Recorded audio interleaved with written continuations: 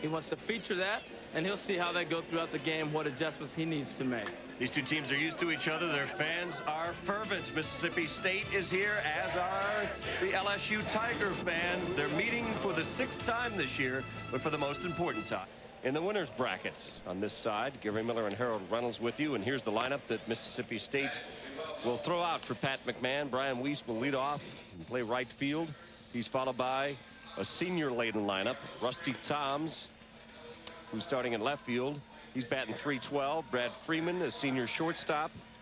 And then Richard Lee, the cleanup hitter at first base, is batting a lofty .357. Brooks Bryan, one of the heroes in their opening game against Florida's in center field, is Travis Chapman, the sophomore third baseman out of Jacksonville. Then is Barry Patton, the senior catcher. John Knott, another freshman, he'll be DHing. And Chris Latoros, the second baseman. Chris Lauderhouse, the second baseman, and Jeremy Jackson on the mound for them against LSU. Well, they'll be facing Randy Kiesler from LSU, and he will feature a fastball, a spike curve. This is a curveball that's in between a fastball and a curveball and a slurve. A hard bite to it. But if he gets in trouble, you'll see an awful lot of fastballs. He will be coming after him, challenging him, and hopefully he'll be around the plate, Gary. Well, Mississippi State, kind of a shock in here. Florida was the class of the SEC. LSU is the 2-time defending champions. Mississippi State, an 8th seed in this tournament. But they beat LSU in the SEC tournament, and they've beaten them 3 out of 5 meetings this year, and they played them at LSU. So Randy Kiesler is facing a Pat McMahon team that is not going to be intimidated by the fact that LSU is a 2-time NCAA champ. First pitch. Mississippi State, a very aggressive offense. Weiss, not your normal leadoff hitter. You see the 14 home runs. He's not going to be your prototypical bunt and slap and take pitches. He's coming up hacking. Kiesler missing the first 2 pitches, one wide, one low.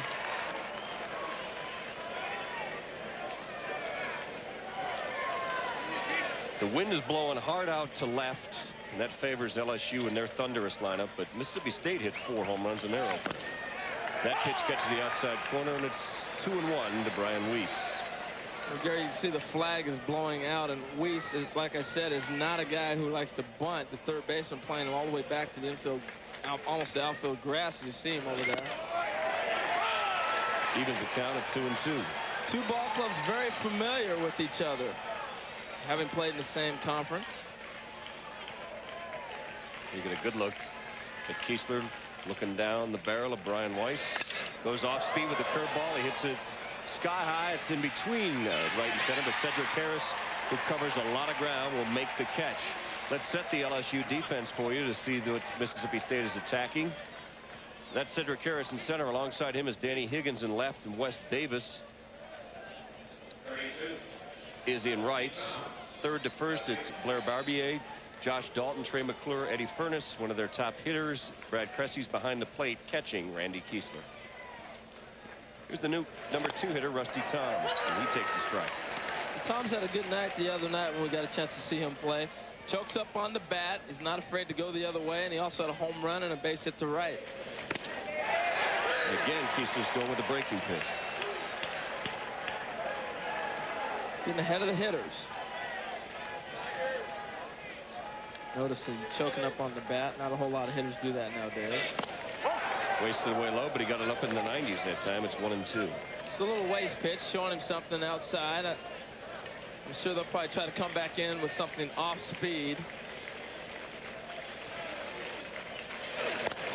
1-2 pitch gets the outside corner for a call, third strike. And right now, Randy Kiesler's starting to find a groove. Well, he's got a nice little rhythm right here. He just reaches back and throws a fastball. So if I'm looking off speed, I'm out. So maybe he was listening to me and took this pitch. Here's a fastball just down and away. 2 strikes. You want to expand your zone a little bit. That ball tailing down, but wasn't able to aggressively go after it. 2 quick outs. Starts him off with the breaking pitches the way his setup's been going for these first few batters. And he's getting ahead in the count now after falling behind on Brian Weiss.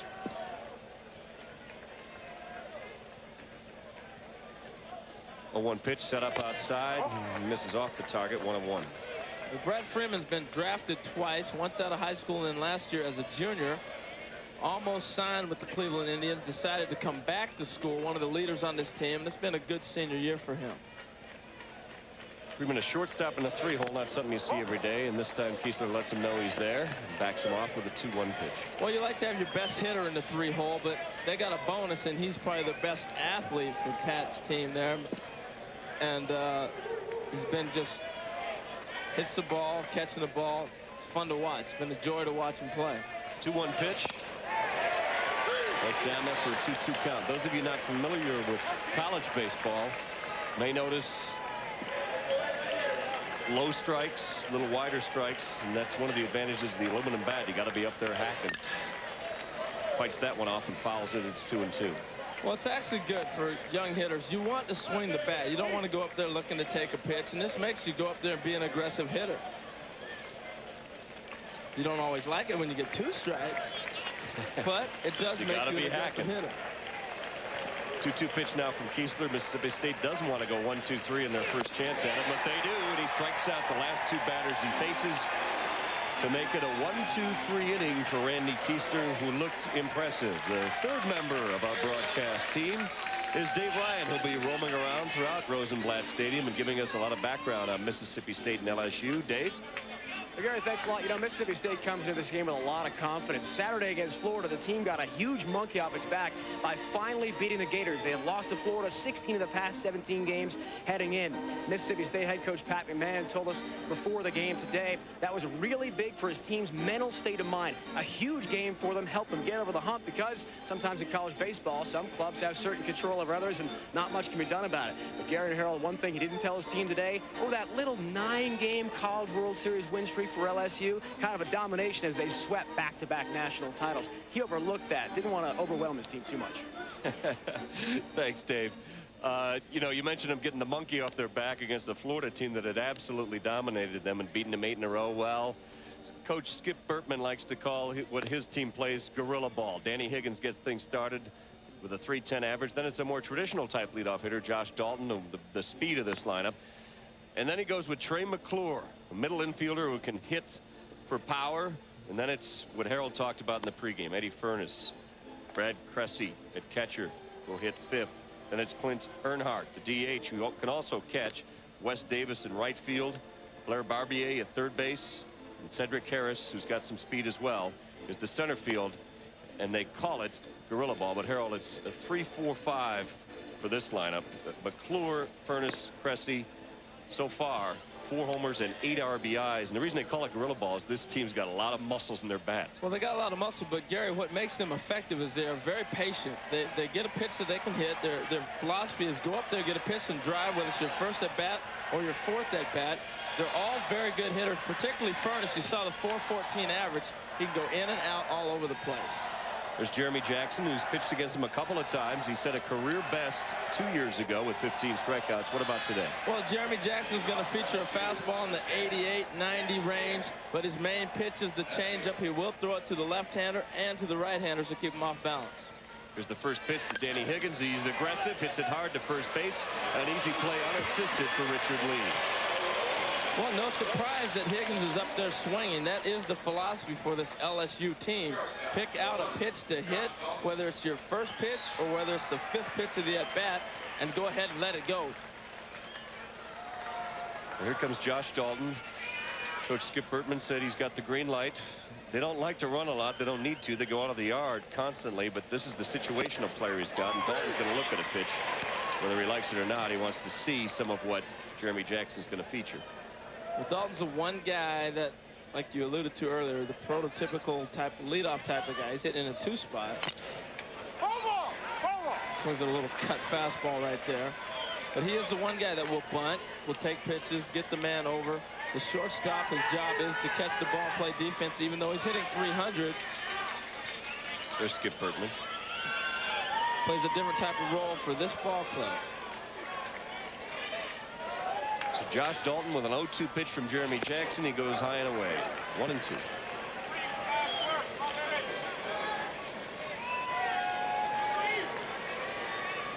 Jeremy Jackson beat LSU, pitched into the 6th inning, and his only performance against them. That ball's hit hard the other way, but it's going to go foul and bounce against the bullpen.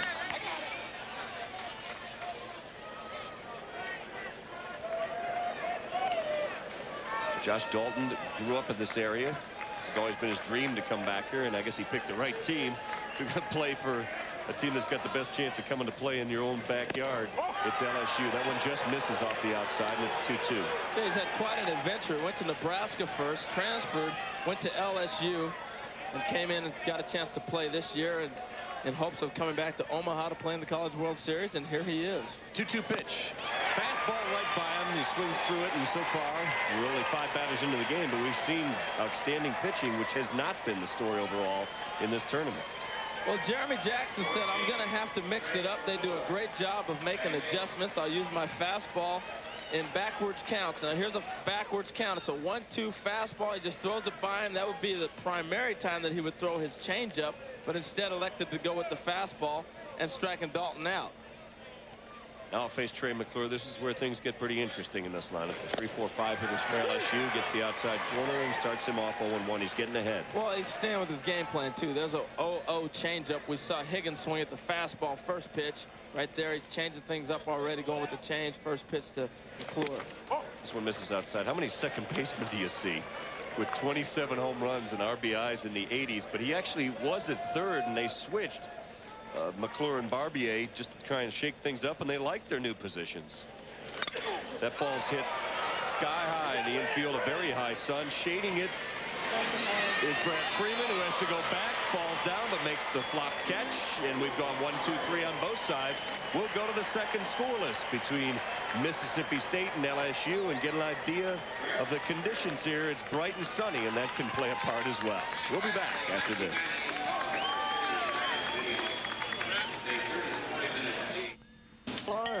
We're looking for offense. It's Mississippi State and LSU scoreless to the first inning, both 1, 2, 3 innings. And here's the last out at the bottom of the first, Harold. Well, the one thing that amazes me in college baseball, here in the World Series anyway, they do not use the glasses. Right there, he's blocking the sun. You can see the shadow. Now, he's got the little web glove, so you're able to look through it, but he doesn't have glasses on, so you can't open the glove up to look through the peephole. Here's Richard Lee, the first baseman, and Kiesler starts him out with a strike.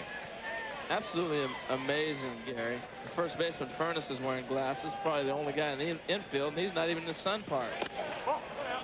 Lee takes the ball outside. Lee made an unassisted put out on Danny Higgins at first base. This is his first chance to face Kiesler here in the top of the second inning. Hard strike in the outside corner, and it's 1-2. Well, Kiesler said that there will be no secrets. I am reaching back, coming after him. If I get in trouble, I'm going to throw another fastball. That's just the way I pitch.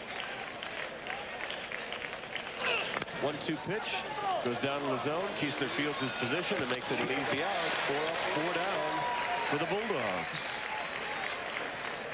Well, I like his approach, Gary. He's not going to change because he's all of a sudden in the College World Series. You go with what got you here, and that's what's successful. And that's how you get better. You work on your strengths and not necessarily your weaknesses when time comes to go ahead and do it. And that's what he's doing. Remember also that it took LSU a while to get started against the Trojans on Saturday. They had to come from behind in that game, and watch for them the second and third times around the order. Here's Mississippi State's number 5 hitter, Brooks Bryant. He homered in the first game of the World Series. A shocker when they beat Florida.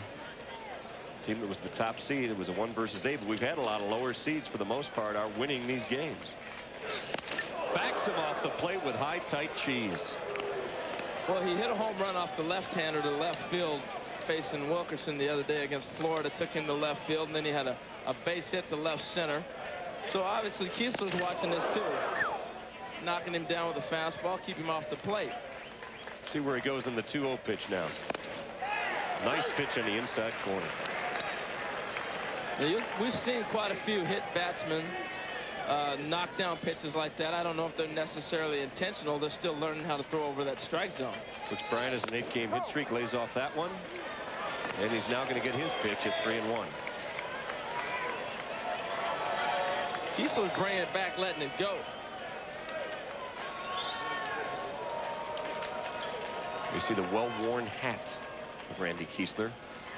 3-1 pitch. Fights it off foul, 3-2. And right there at 3-1, you're probably thinking Brooks Bryant's looking for something inside, but he got a pitch outside, and that seems to be his strength from watching him play a couple games here. He's been able to go inside out of a lot of balls, and obviously has the power to go out of the ballpark to left field like he did the other day. Full count pitch. That one smashed into the crowd as well. Another swing that was taking it to left field, so it's no surprise that he's going to hit that pitch away. Kiesler, very familiar with facing Brooks Bryan before in league play, so that's why you saw the knockdown pitch on the 1-0. And right now he's just trying to throw a strike, so he's going to put the ball over the plate. Just to establish whose plate it is. So far, good control, good location from Kiesler. Here's the full count pitch. Right over the heart of the plate, and it's smashed to center for the first hit of the ball game. Brooks Bryan with a solid single to center field. That's just a great at-bat right there. He got a pitch that he wanted to hit. He went up there with an idea of what he wanted to do. So important for hitters to know what your strength is. The 3-1 pitch, he went up there and swung it outside, and right there he gets a fastball down the middle, actually a little bit outside, and pulls it right up the center field.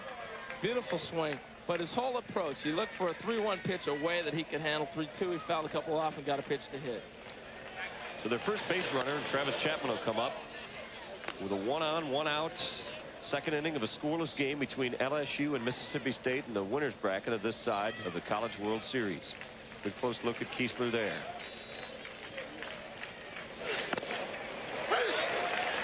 He is bringing some heat.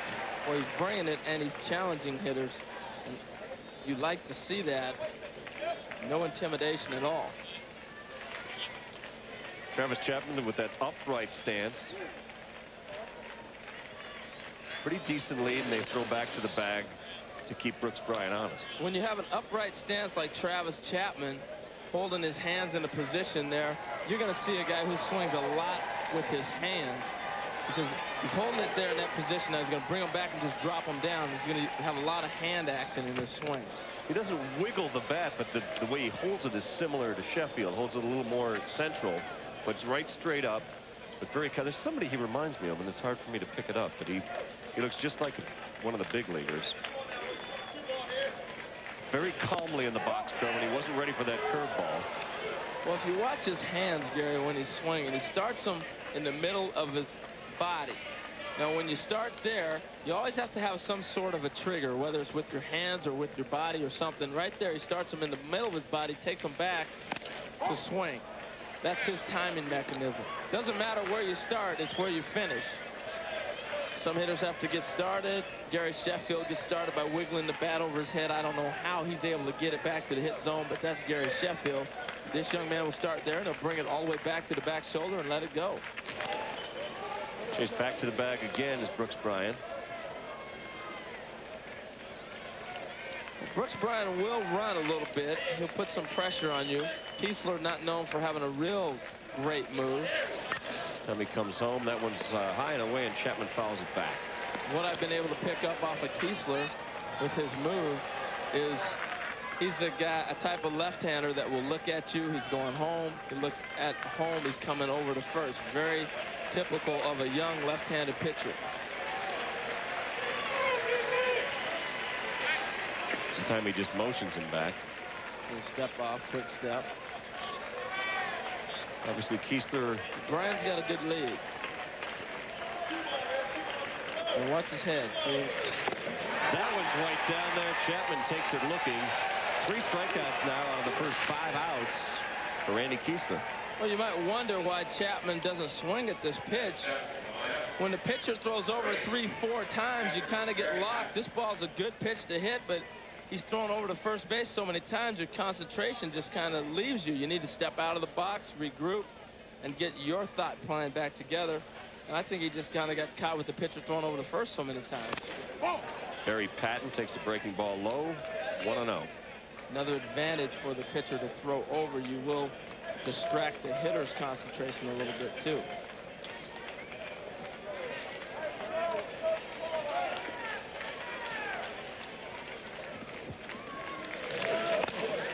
Get some fishing for the same pitch. It's 1-1. Brooks Bryan doesn't run a lot, but he's pretty successful when he does. He's 8 of 9 on steal attempts. Of course, Brad Cressy's father is a bullpen coach for the Dodgers, so he's a pretty good defensive catcher. Tried to frame that pitch, but he wouldn't get it. 2-1. Well, I think the one thing that separates this game from all the other games that have been played so far is the familiarity between the two teams. They play each other quite a bit. You understand their tendencies, and you have a good feeling.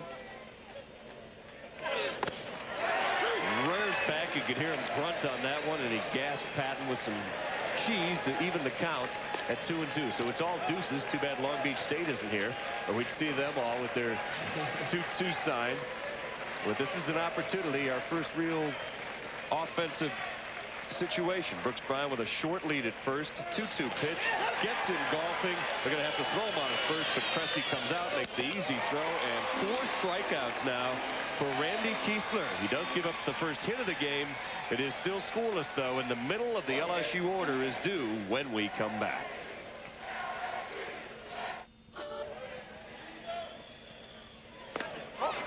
Starts him low and away. What in the world is crawfish etouffee? I think those people know what it is. They're the ones from Baton Rouge. I sure don't know what it is. You want to know what it is, Gary?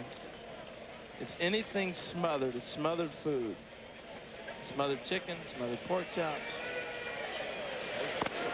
Eddie Furness has been smothering enemy hitters.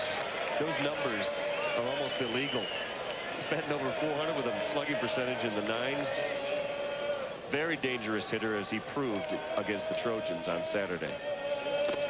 3-0 pitch, doesn't get green-lighted, takes it inside 3-1. Well, Eddie Furness, one of the things that makes him such a great hitter is he's so balanced. If you look at his stance from the side, he's got such great balance. He spreads out. Now, he doesn't have much foot. His feet will stay planted in this area right there. It's a little lift. It's that one. Drive. Boys, he got a quick bat. Got a quick bat, but he's got that lift and step. He doesn't take a long stride. What happens when you have a long stride is your head moves. He keeps his head still.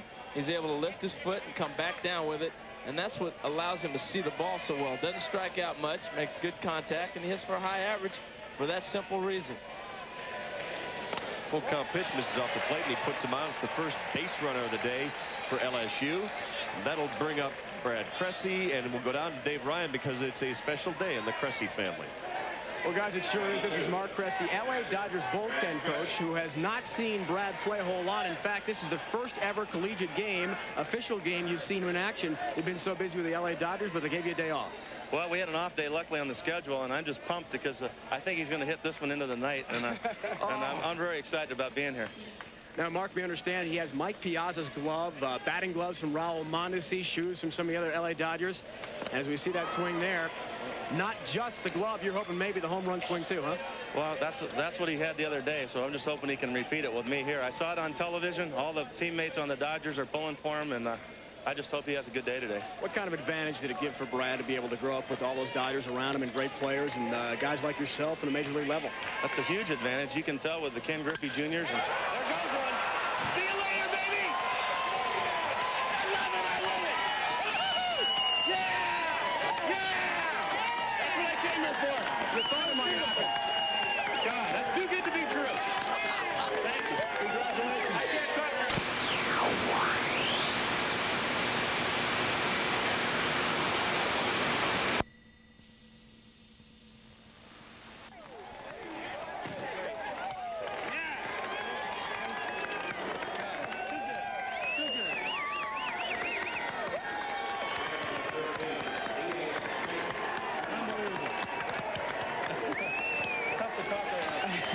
Incredible moment. I'm going to ask you how it feels, but I think we just saw how it felt. Huh? I never really was a guy to hold my emotions in, but you picked a tough time to interview me, but that's what I came here for. I can't believe it. Gary and Harold, he promised me he was going to go crazy during the interview if Brad might homer, and sure enough, you saw it. That's what college baseball is all about, guys. Thank you.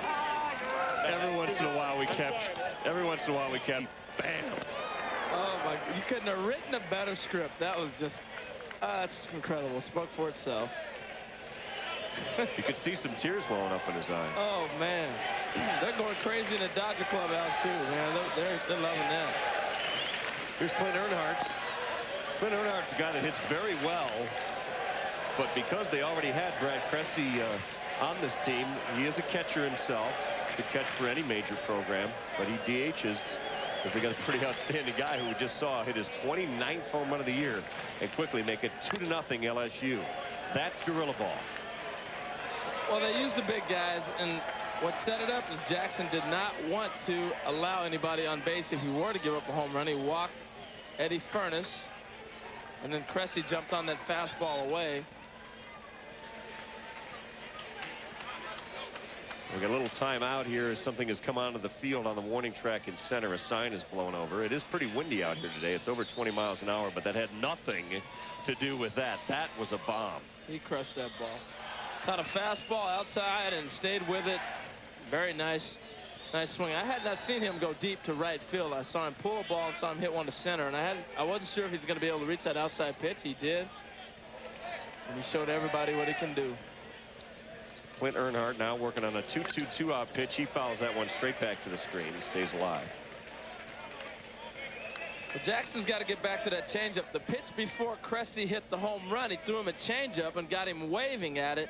It's his most effective pitch. He can't try to get into trying to challenge these hitters like USC did the other day. 2-2 pitch.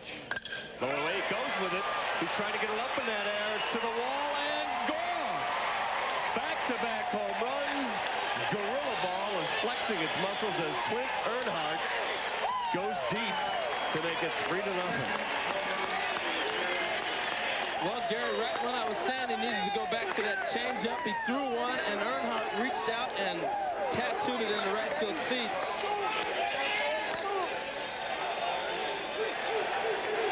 They have got some power in this lineup.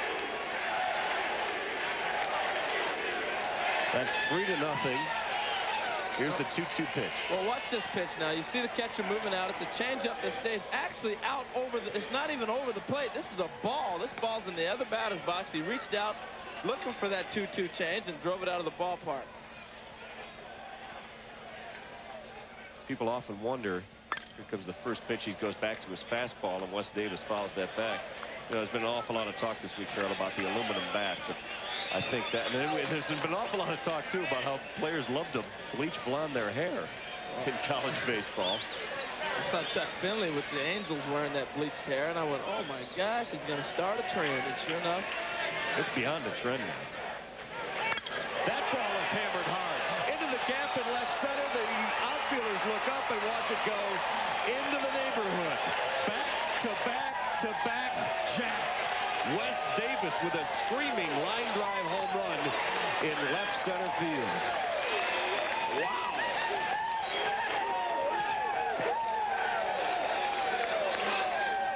well, I was just thinking Jackson said he needed to start pitching backwards. And if you're going to pitch backwards, you throw fastballs and breaking ball counts. And right there, he had an 0-1. It was the perfect time for him to throw the changeup or stick to his game plan like he was going to do and throw that fastball, which would be the backwards pitch. And Davis just quick hands jumped on this pitch. We see the wind, but Gary, they've hit some bombs. That's home run number 10. Yeah, there's a chance as Pat McMahon comes out to talk to his pitcher, and here's how he did it. Well, look at that bounce. You can see right there, he stayed behind this ball. It was a line drive all the way. You can tell by the way he jumped out of the box and started sprinting. He's thinking gapper. This ball's hit on the line. There's no loop or long loft to this one. It was just a lined bullet that went out of the ballpark. Well, with the 8 home runs that they hit against Southern Cal, that was an all-time record for one team. That game with USC set a record with 10 home runs in a game. This is now 11 home runs, and we're not through the second inning of their second game. That's tied for the second most in a World Series. Cal State Fullerton needed 4 games in 1995 to hit 11. The record is held by USC in that same World Series. They hit 14 in 6 games. So if they can hit 3 more in this game, which wouldn't be out of the question, they'll have equaled the all-time World Series record for long balls. There's Blair Barbier. Little conference on the mound. We were watching that home run replay. Pat McMahon wants him to just get out of it, settle down. You got to expect this kind of thing. That's not the kind of success, though, that Jeremy had against LSU in his career. He's pitched pretty well against him. Bounces this one in. Evens the count. Makes it 2-1 now. Well, he was saying to me that a couple outings before his last 2 times he's had success, that if he didn't throw the way he felt like he needed to do, pitch backwards, throw off speed when you needed to, and locate, he would get hammered. He said they creamed it before, they would do it. That ball's hit hard, but right to the shortstop. A nice pickup by Barrett Freeman, and they get the second out of the inning. That's one away, actually. That's how long this inning has gone on. You know, Harold, we didn't talk about it much because the long balls have really taken away a lot of the attention. But the at bat to Furness gives you an extra run. Pitched around him. Obviously, Furness could have taken him deep as well, but the walks can really affect you and make it a bigger inning than it needed to be. Well, you're absolutely right, Gary. That's the one thing he wanted to avoid. If you're going to give up a home run, give up a solo. The other thing that happens with giving up a two-run homer as opposed to a solo shot is momentum. And LSU plays on emotion, and they play on momentum. And they are now starting to really swing that bat. They're swinging very aggressively and almost at anything. Cedric Harris at the plate now at their Blair Barbier grounded out to shortstop. And there's only one away as Mississippi State tries to survive this second inning. Again, swinging aggressively. Well, what happens when your whole team starts swinging the bats the way LSU has? And obviously, they haven't swung the bat like this all year. They're getting hot at the right time. Everybody takes their game to another level. You're confident, you're aggressive. If he can hit him, I know I can.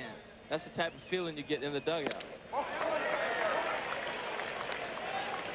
Cedric Harris, a redshirt freshman, outstanding defensive player who was only starting to develop. Not too many teams in the country would have this guy hit 9. He's a guy that Skip Bertman really feels has a future with this club. Strikes out swinging. It's been quite a thunderous inning. We were visiting Dave Ryan on a precipitous moment earlier. Let's try it again. Well, that's for sure. Maybe we'll have another LSU home run, Gary. You never know. Before the season started, believe it or not, Skip Bertman told his team he wanted to play small ball this year. You know, he set an NCAA college baseball record with 188 taters a year ago. They're now up to 151. Before their game with USC 2 days ago, for the first time all year, in fact, for the first time the players at LSU can remember, Skip Bertman told his team, guys, we need at least 4 home runs to win. We'll make it 11 in 2 games and counting. How about that? 11 home runs, and they have 17 hits. It's pretty much all or nothing at all. They call it gorilla ball. Skip couldn't quite determine when that started. It works! Made the sign to get on ESPN. 2-0 and a fastball strike right through there on Danny Higgins. Well, you see the aggressive swing by Higgins right there. Now, Gary, when have you ever heard of a manager or a coach saying, guys, we need 4 home runs if we want to win? In college baseball. That one misses high, 2-2. I really enjoyed our visit today with Coach Bergman. He's a character. He's talking about, now this is not normal. This is not normal baseball. This is not real baseball. This is kids ball. But it is exciting. Attendance is up every year. That ball is up in the air, but it looks like the park will contain it. They're in right center. Brooks Bryant loses it in the sun. It bounces off the wall behind him. Rounding second and heading for third, Danny Higgins gets a stand-up triple. And again, the conditions play a factor. Well, I'm about ready to call timeout and run my sunglasses out there. I don't understand this part of the game in college baseball where they are not wearing the sunglasses. Obviously, he has them on. I just thought he didn't have them on. That's my fault for getting on them, but he just flat lost this ball. Now, this wind, the ball gets up in the wind, and he's got no chance. He's just protecting, looking for a little protection. We talked about LSU raining balls down. Well, yeah. That's going to rain down on you. Hail warning. This is not a team you want to give an extra out to, though. Josh Dalton, who struck out the first time he faced Jeremy Jackson, gets the outside corner on him. Now, Gary, the one thing that happened is he picked the ball up, picked the sun up late. When you're playing in a sun field, you got to pick up that sun first thing. Throw the glove up in it, and then start running with the glove in the sun. That's what keeps it out. You can't run for the ball and then all of a sudden look up and try to block the sun and catch the ball. It just doesn't happen. You're trying to look at 2 objects at once. So the way to eliminate that, pick up the sun first. You know where it's at. Block it off, and then find the ball. And that's what he didn't do. That's why he got in trouble. The 1-1 pitch, and he's ahead of him 1-2. But all those things come with practice. You know, we got to continue to remember these guys are young men. They're 18, 19, 20 years old. They're still learning the game. And those are little simple things that you continue to learn the more you play. Struck him out. So he strikes out Josh Dalton for the second time. Leaves the runner stranded at third, but a huge inning for LSU. Gorilla ball at his finest for the Cressy family, Brad and Mark. It was a magic moment.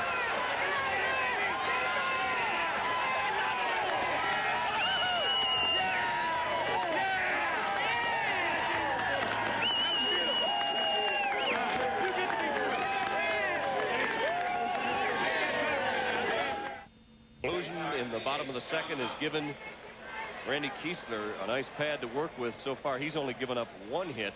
But there you see the flags are pinned. Well, Gary, what you have to do every inning, particularly here in Omaha, as we've seen the wind up here on top of the hill, you have to, as a defender, check that wind, see where it's blowing almost every pitch. John Knott, the DH, who hits for power himself, not for a very high average. Now you look at the wind blowing right there. Once it gets above the stadium, see those fans up at the top of the stadium, it's blowing harder than it is actually on their clothing. Just that little bit of distance between them and the flag. And you imagine when the ball gets all the way up to where the flagpoles are right now, how much the wind will change a little baseball if they're floating around. John Knott with a 2-1 count, and the Bulldogs are going to try to answer a little bit of that thunder from LSU. 2-2 count now.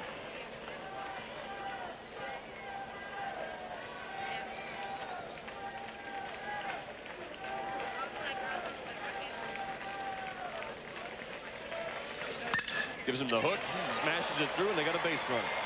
Solid single for John Knott through the left side of the infield. Well, that's the first time Kiesler has not tried to blow a guy away with the fastball. For some reason, he went ahead and went with the hook. You can see he's a little disgusted with his pitch choices that he made right there. And here comes a curveball right into the loop zone of Knott, and he just drills it right into left field. Mississippi State's they're not gonna give in. They're not gonna cave in. Oh, there you see. They don't look discouraged. John Knott has a good look on his face. Chris Lauderhouse, the 9-hitter, the second baseman's going to come up and butt, but he pops it up in the air. An easy play for Barbier. And that is not exactly what Pat McMahon had in mind. Well, not a bad idea. If he puts the ball down, the worst thing that can happen if he gets it down is you end up with a runner at second in scoring position. Now, Mississippi State's philosophy is let's add on, let's try to get there, condense the lead in this case, get a runner in scoring position. That's what they're trying to do, and you head back to the top of the order. Didn't get it down, so you're stuck with the runner at first and 1 out now, but not a bad idea. Pat McMahon admits he likes to play small ball. He's going up against gorilla ball. Now, they hit 4 home runs against Florida, so Mississippi State does have power of its own, but nobody hits home runs like LSU.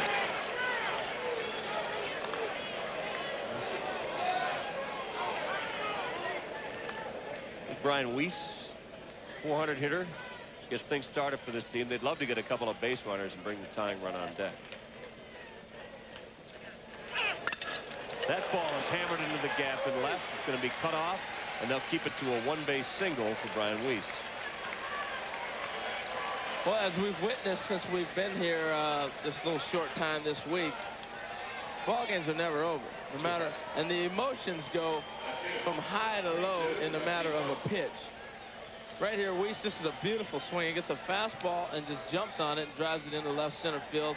Cut off very nicely by the left fielder, but another base hit to keep this rally going.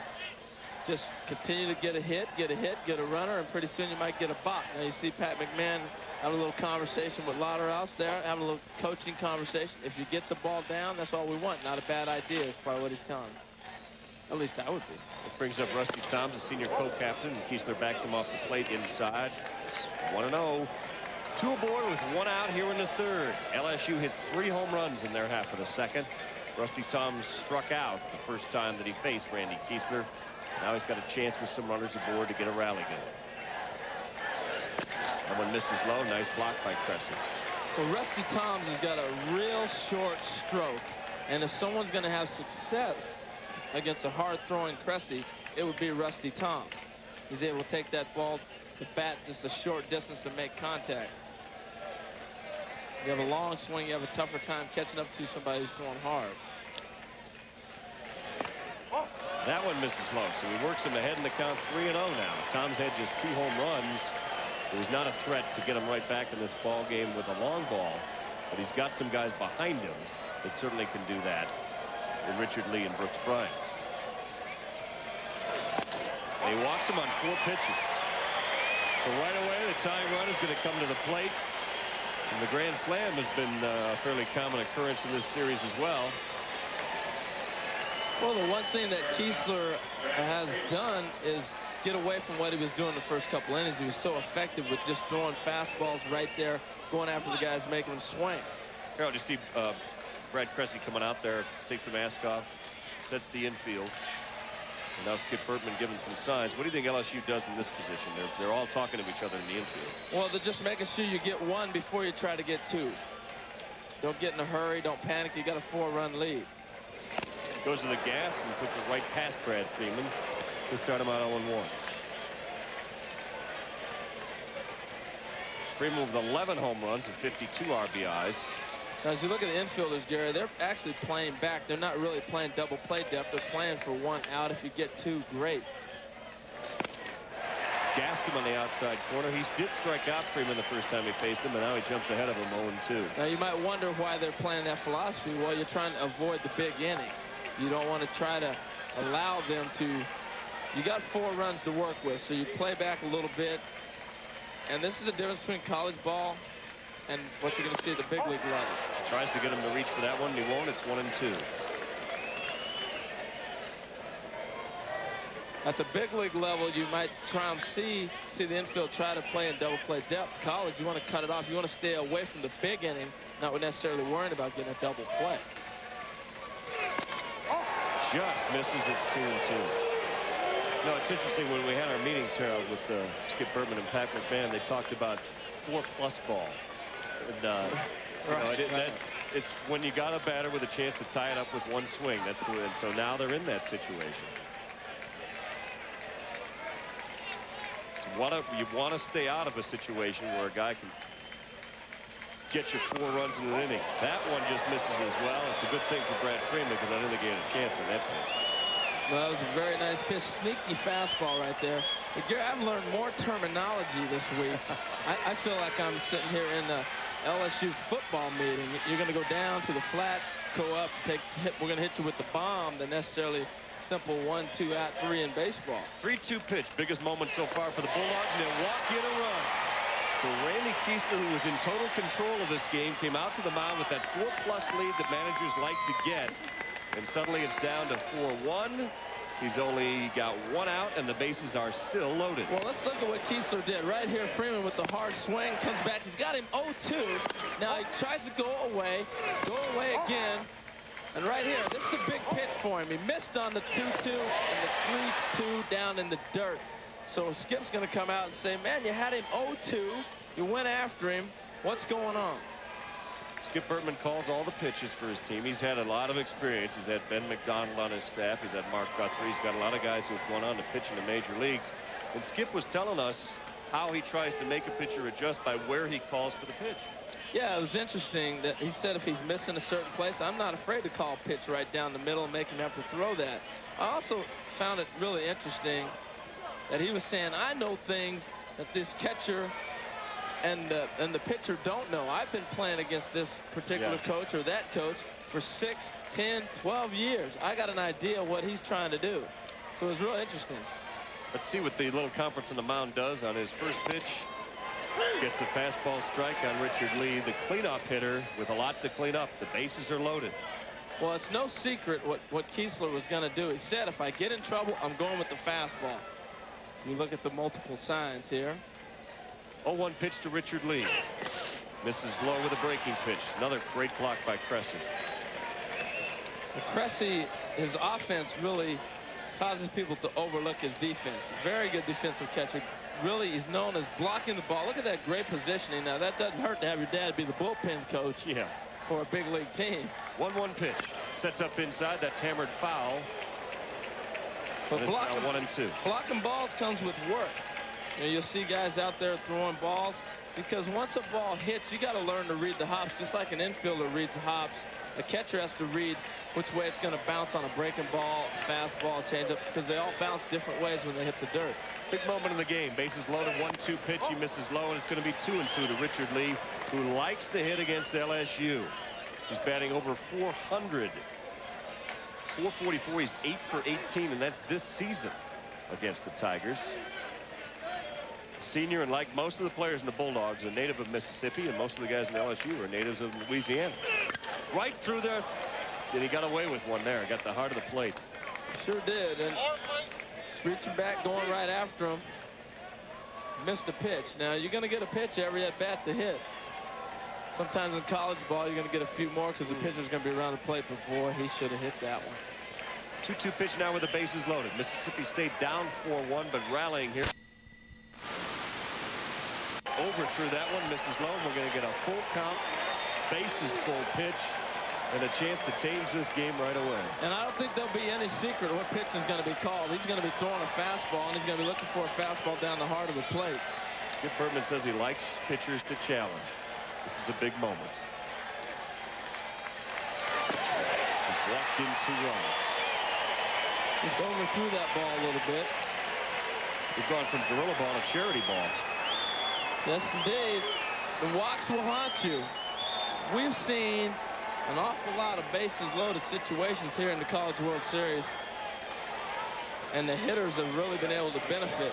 Right here, he just tries to throw a little bit too much. You've seen him pulling the ball across his body a little bit. He's been outside. He really has been all over. Hasn't been consistent this inning like he was the first 2 innings. Now he faces Brooks Bryan, the lefty, who worked him deep in the count and hit a hard single to center last time. Well, I really like the way this guy hits. He's got a beautiful approach, nice soft front foot. He's got great balance, and he hits the left-hander as well as he does the right-hander. Look at those numbers. Seems to enjoy this situation. He's got a little atoning to do, although his misplay in center field with the Sun did not end up costing another run. Bases juice for Brooks Bryan. It's suddenly a 4-2 game. Extra base hit here could give Mississippi State the lead. Keesler's still got plenty of arm left, a little too much on most of these pitches. It's 2-1. Well, you like to get your hot hitters up in the key situations, and Skip Bergman's well aware of how well Brooks Bryan has been swinging the bat. We saw him line the ball to center, but he has really swung the bat well here in this College World Series. Keesler checks the runner. Shot. They're going to hope to turn 2 here. McClure, Dalton, and they get out of it. That's exactly what Randy Keesler needed, and you can see how much he enjoyed it.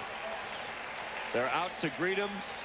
LSU fired up about holding them to just 2 runs on a double play on one of the toughest hitters in Mississippi State's lineup, Brooks Bryan. It's 4-2 LSU. The game itself, and they play it that way. It's emotional. They're going to be up, down, all over the place. And the main thing you have to do as a coach, keep them focused, like you were saying. You know, we got a peek in that dugout. And there's Pat McMahon, who has a long-standing relationship with Skip Bertman, who was a long-time assistant for Ron Frazier at that notorious Miami program. Pat was a high school kid, and then he went to Stetson, so he's very familiar from Skip Bertman's Florida days, and credits him with a lot that he's taught him over the years. Easy ground ball roller on the 0-1 pitch, and that's an easy out to get LSU started here in the first as Brad Freeman throws out Trey McClure. Well, that was really nice right there, watching Freeman field this ground ball. Now watch what he does on this grounder. He'll square himself up. He'll peek to the side. Now, when you get off to the side, you get a good view of it. Look at him circle around, come back, see the ball, pick it up, and come across and gun. You don't see a whole lot of infielders do that technique. That's the old way of fielding, and it's a great way to field the ball because you get to see it really clear. That ball is hit hard, but right at center fielder Brooks Bryan. This time, no problem with the Sun. So first pitch swinging, Eddie Furness, as always, hits the ball hard, but this time right at Bryan. That was a pretty stroke. Eddie Furness reminds me a lot of Wally Joyner. You know, when I watch him swing and the way he carries himself, even his personality, very laid back, reminds me a lot of Wally. The ball seems to jump a little harder off his bat, though. I mean, Joyner's one of the best hitters in the majors. This guy seems a little more athletic. But, yeah, even the way he runs is almost like Wally Joyner. The 2-out pitch. Here's the hero, the Hollywood moment, fittingly enough, since his dad is a coach with the LA Dodgers. And there he is again. Got a day off. One of the first he's ever been able to see his son, Brad Cressy. And he happened to be pumped up. Now he's gonna, hey, you want to come to your seat when my kid's hitting? He's waving us over there. You're good luck. Come here. Come back, Dave Ryan. 0-1 pitch. That one's wasted. 1-1. Well, that's just one of the beautiful moments here in Omaha. Steps up there, his dad hits a home run for his dad, but the people here in Omaha have been so great, and that just kind of captured the whole thing. This is low, 2-1, so now he's starting to remember who's up there. Yeah, it's back to baseball. Jeremy Jackson hoping for a 1-2-3 inning. That's what he had in the first, and then that explosion in the second that included 3 home runs, and the most dramatic. And it all started with Brad Cressy, who hit a shot into the power standard in right center field. 3-1 pitch. It'll be a hitter's pitch from Jeremy Jackson to Brad Cressy. Lays off it. That shows a lot of discipline, Harold. Yeah, he laid off a 3-1 changeup, but he's got an idea what he's trying to do at the plate. He's looking for a pitch he wants to juice, and he didn't get it. He was going to lay off it anyway. It just happened to be a ball. When you got power hitters, Gary, in your lineup, it just makes the pitcher work that much harder. You don't mind giving up singles. When you start giving up home runs, they add up. That's what got him in trouble last time. He walked Furness, and then Cressy hit a 2-run homer off him. And then this guy, Clint Earnhardt, followed with back-to-back home runs, and they would eventually hit 3 straight homers in the second inning. That one is up and away, but he's coming in on the ball as Brian Wiesen at the foul line makes a running grab to end the 3rd inning for LSU. So they strand a runner on Clint Earnhardt's fly out to right. MSU coming up after this tomorrow night.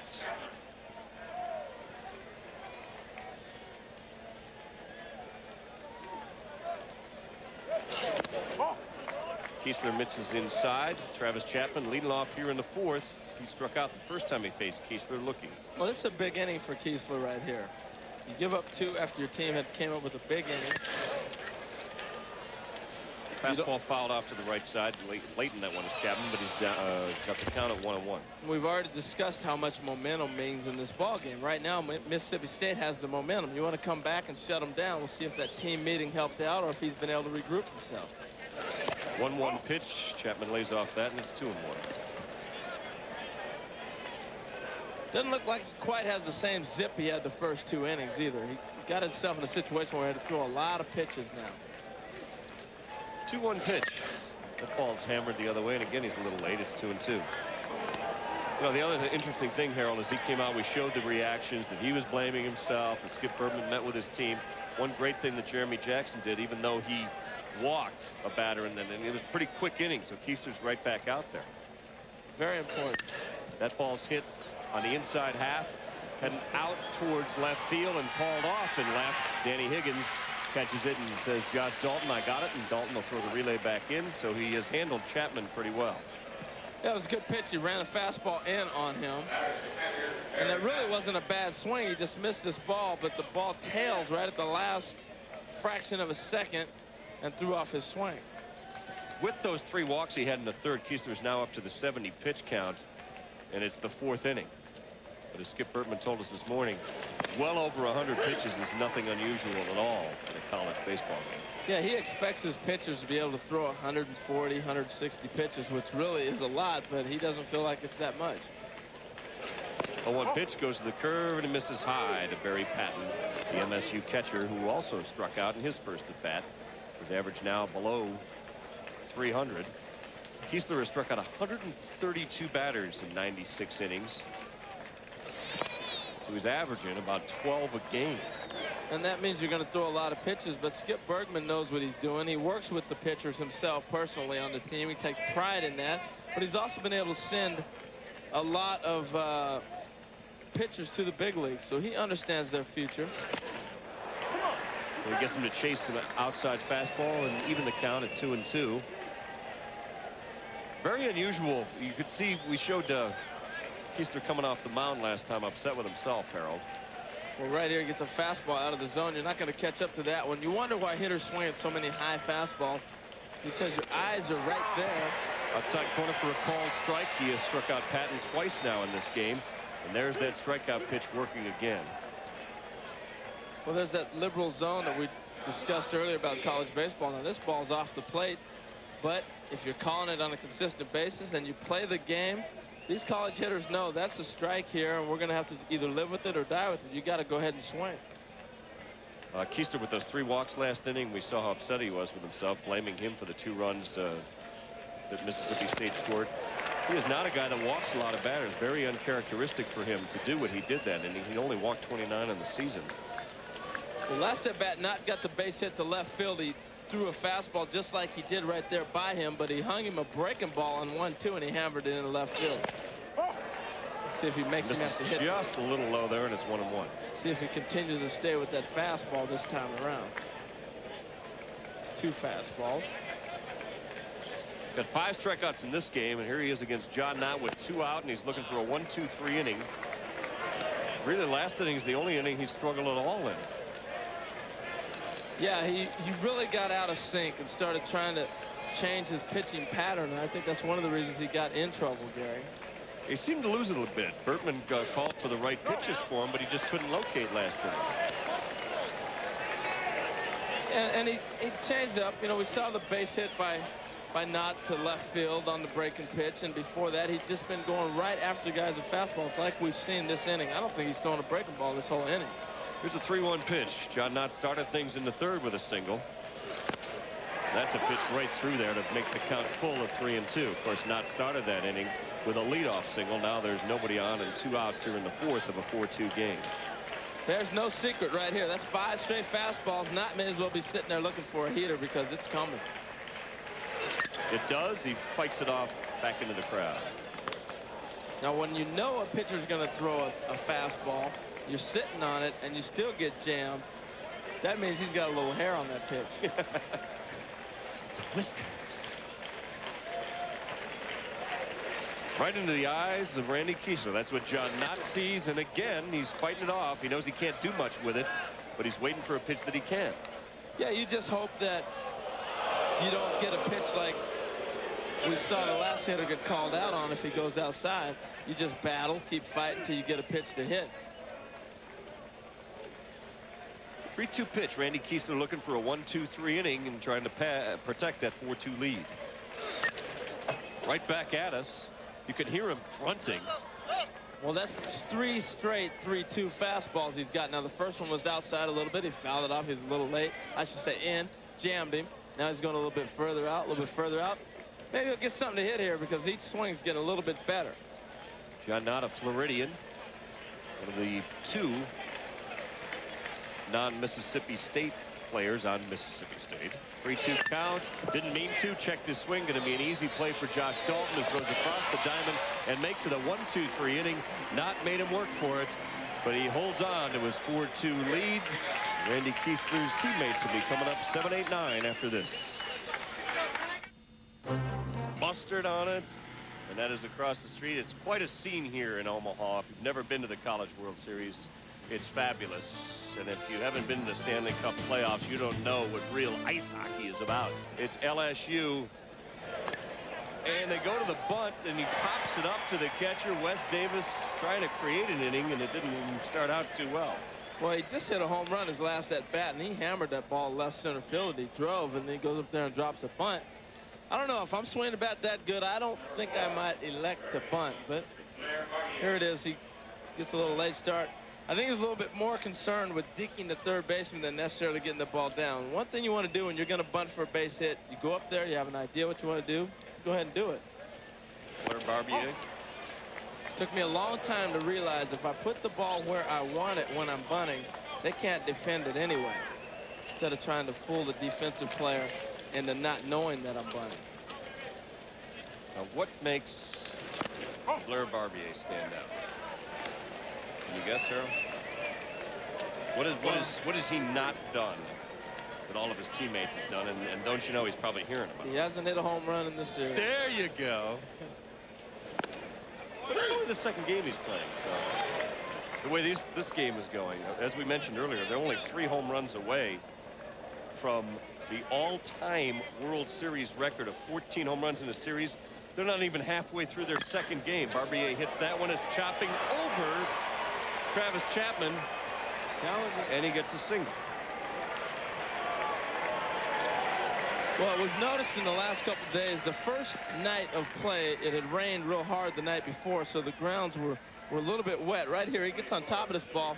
He hits it in the dirt right in front of the plate, and it bounces over to third baseman's head. Travis had no play on this ball whatsoever. He didn't even have a chance at getting that pitch, that grounder, I should say. Now here's Cedric Harris, the number 9 hitter for Skip Bertman's team. Jeremy Jackson checks the runner. Hadn't had to worry about too many runners in this game. A lot of trotters, though, are starting to get on his nerves. Yeah, there's a changeup right there that he got him out in front of, too. You know, he's not too worried about possible hit and run or someone hitting the ball to the ballpark. He's trying to get a ground ball, and he's going to get it with his changeup. There's a look from first base. Good move. Right over there. Well, he's known for having a good move, and right here he takes a long time to deliver. The deception is the key to any left-hander. A lot of times left-handers' best move, Gary, is to not even throw the ball because their motion freezes the runner. He's got a pretty good pickoff move. A 1 pitch to Harris, misses high, 1-1. Now what you'll see from a lot of left-handers is when they have a good move, you can see where he's spread out there. He will have to, when he lifts that leg and points it to you, right there, you're coming over. Take that from a guy who knew how to steal a base in the major leagues, Harold Reynolds. Yeah, I can steal a few. But that takes time. You know, you come out during your sprinting, you would have a coach stand there and work on things. You talk, you pick up keys. Got a bigger lead this time. You can look at gloves. See, when he pulls his hands to his head, he's going home. He comes over, he brings his hands to his body. Those are little things you look for. Some guys, you pick up the head turn. Other guys, you'll pick up the knee or the ankle. Now right here, watch him pull his hands right there, and he's coming home. Got a 1-2 pitch. Harris way behind on that pitch. Barber steps back to the bag. He doesn't go to him, and he misses low, and it's 2-2. I'm not going to sit here on national TV and break down his pitches and mess up the rest of his career, but I've got him read already. Some of these are common characteristics. A lot of common things, with yes. Same kind of read. You know, it's interesting, too, Howard. We haven't had much chance for this. This is the 18th batter he's faced, but it's only the 3rd time he's faced one from the stretch. Oh, my. That ball could carry. Headed for right and gone. Cedric Harris joins the home run parade. That's the 4th home run of the game, and it's a 2-run shot, and their lead is back to 4 as LSU continues. We got a zoo right nearby, and Gorilla Ball is alive and well here at Rosenblatt. Well, Gary, what's setting up LSU's hitting? We saw the 1 home run to left center field. We saw the home run that Cressay hit to right, and then right here, hitting the ball to right field. When you're facing a left-hander who throws a lot of changeups, you want your approach to be the other way. He's thinking about hitting this ball to right field, and that is why he was able to have plate coverage and just drive it. He knew without a doubt as soon as it left the bat, it was going out of the ballpark. Cedric Harris also homered against the Trojans. That's his 9th of the year. And it brings up Danny Higgins, who takes a swing and a strike, 0-1.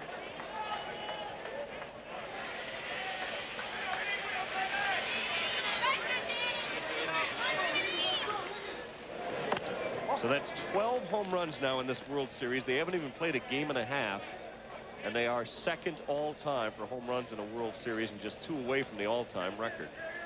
Well, I think what we're losing here, that ball is hit a mile high in that triangle between the second and center. His ball is carrying a bit. It ends up out at Brooks Bryant, who's having a little bit of an adventure out there, but he makes the grab. Let's go down to Dave Ryan in the stands. Well, Gary, LSU certainly has a certain approach to facing Jeremy Jackson today. Now, as Harold mentioned a few moments ago, the changeup really is his best pitch. What they're trying to do is wait until the last possible second when he releases the ball. A couple of guys told me during batting practice today they want to make sure they see the ball out of his hand because he has 3 changeups: slow, slower, and slowest. very good at changing speeds. But Harold, obviously they're timing it out pretty well. And as you mentioned, going to right field exceptionally well today. Except when they pull the ball hard, Davis. Josh Dalton just did, but he had to be aggressive. He has struck out twice earlier to Jackson, but he jumps on the first pitch. Well, he got on top of the plate also. And when you get on top of the plate against a left-hander who fades the ball away, he's going to come in and bust in. So he set him up. He's looking for something that he wanted to hit. You got to give these LSU hitters some credit. Now, we're talking an awful lot about all the home runs, but these guys have had great at-bats. They're not striking out. They're going up there. They're making contact. They're staying within themselves, and they're so strong that they're going to hit the ball to the ballpark. But I know a lot of people that are strong that are not good hitters. These guys are strong and good hitters. Jackson has got 2 outs, but he's given up 3 hits in this inning, including the 4th home run he's allowed this game. Well, that was a nice little freeze right here. He freezes the runner. Now he's coming over. That might have been a balk because he actually started. Yeah, he threw across his. He was going one way and he changed directions with his body. Now, that one misses low. What you'll learn when you talk to a lot of left-handed pitchers is they already have in their mind made up, I'm going home or I'm coming to first before they before they get into their stretch. They already have an idea. They don't all of a sudden get there and go, oh, he's got a big lead, let me go ahead and throw. You see how he's moving his head. He's not even looking at the runner. He had his mind made up. He was already going to throw that ball home. 1-0 pitch is off the plate. That's 2-0. And that's another thing you learn. You learn and study tendencies of what guys might do. It's not necessarily if he has a great move or doesn't. It's where's his concentration at? Is he focused over here, or has he already got his mind made up? Dalton is the threat to steal for LSU, and he gets him back to the bag. Dalton also, you saw that hard line single as he pulled the ball. The other guys who were hitting home runs, as Dave Ryan mentioned, they're getting up in that jet stream out to right. Dalton and Barbier are the only guys who don't have home runs in this World Series for LSU. They both had singles this inning. McClure swings through that one. It's 2-1.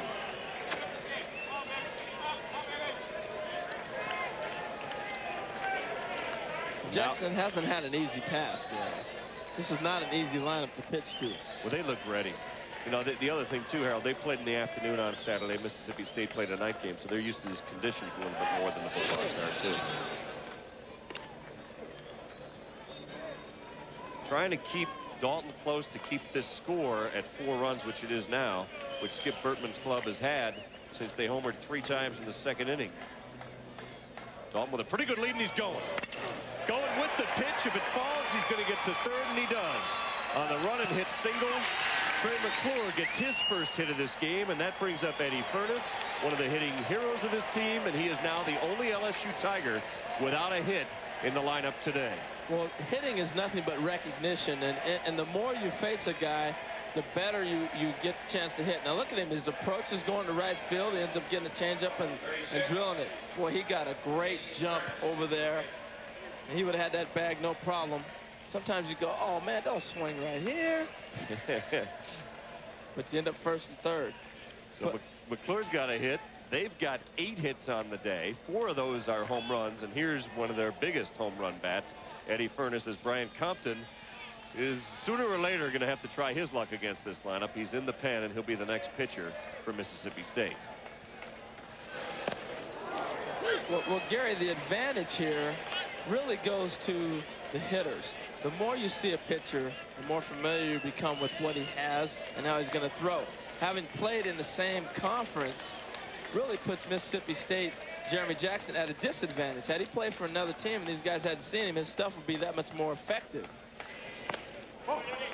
Particularly a changeup. Once you find out that a guy throws a changeup and like Dave Ryan said, he throws 3 different types of changeups. You only learn that from playing with him. The scouting report doesn't do you any good. They can tell you all you want, but when you see it, that's the key of making adjustments. 1-1 pitch with 2 aboard in the 4th. It's already 6-2. Furness hammers that one foul, 1-2.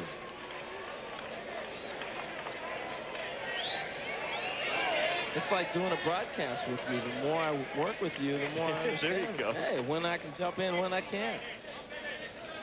Now you see the second baseman playing all the way back, but he wants to just cut anything down. Maybe that's telling you, again, playing against Eddie Furness, that he's going to pull a ground ball.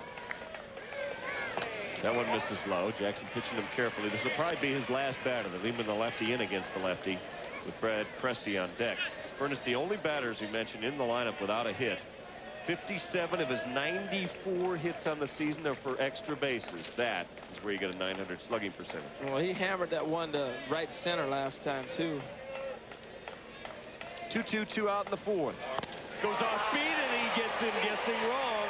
Strikes out Furness looking.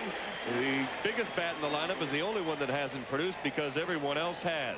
Cedric Harris's 2-run homer has given LSU a 6-2 advantage through 4 over Mississippi State. Bracket here on this side of the World Series. 2 SEC teams. There's 3 in all. Mississippi State stunned Florida in the opener to get into this winner's bracket game. That's the top seed in this tournament, but LSU is the 2-time defending champion of this tournament. And Harold, another thing that we talk about with Skip Bertman, and when you've won a couple of world national titles and you've won 4 in the 90s, you are the team of the 90s. He obviously sets his team up with this week in mind. Oh, no doubt about it. And you go to that school in hopes that the fact that you will be in Omaha. You set your schedule around the fact that you think you'll get there. And it's great for your program. That ball's hit hard, gets past Kiesler, and dribbles through the middle for Chris Lauderhouse. A seeing eye single to get things started for Mississippi State. Let's go down to Dave Ryan.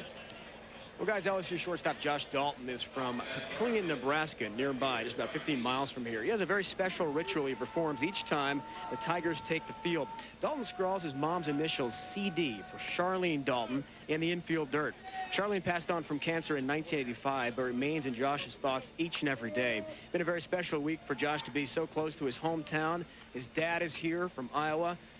And overall, they're just trying to take in the emotion and how special event it is for Josh Dalton to be at Omaha and playing at Rosenblatt Stadium, guys. Thanks, Dave. It is quite a story. And as you had mentioned earlier, Harold, he played at Nebraska for a while and then got down to this program. Well, and that's another fact that we were just talking about Skip Bertman's program, going to Omaha. Everybody wants to play in the College World Series if you go play college baseball. That's why he went there. This is outside, and it's 2-0.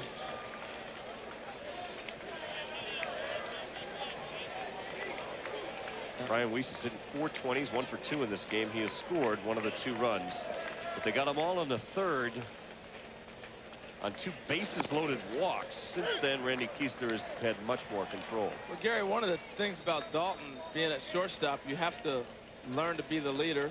And so one of the responsibilities you give your shortstop is you make the call on the potential hit and run. Who's going to cover the bag? Right there, we see the open mouth, closed mouth. Kiesler still getting it up there in a hurry, right through Brian Weiss, 2-2. And what you do with open mouth, closed mouth is you open mouth means you, closed mouth meaning me, you. And right there, the second baseman answers back with you. See if we get a ground ball to see it on, but we won't. Kiesler gets his 6th strikeout of the game. Weiss way behind that one. Gary, you hit it on the head. He's got back to where he was at a couple innings ago. He just reaches back and throws a fastball by him right here. He threw about 3 of them by him in that at-bat right there. Wasn't going to catch up to it. He's in the mitt. Rusty Toms now comes up to the plate. Now, back to the curveball fastball thing. Your shortstop will give the sign. He has the responsibility. And the second baseman gives the opposite to let you know that, yes, I understand what you're saying. If you give the same thing, then you're both in trouble. So at least you know that you're on the sync on the same page. Here he nears 100 pitches. Those walks took up a lot of those. When he gets ahead, he's pitching well. He's got 6 strikeouts, and we're in the 5th inning. He's also got a 6-2 lead. 0-1 pitch off the plate, and it's 1-1 to Rusty Toms. Now, as an example, in this situation, with Rusty Toms being a right-handed hitter with a left-handed pitcher, your second baseman is more than likely going to cover. So Dalton would give the sign and say, you got it. That's how it works. Fouls that back to the screen. It's 1-2.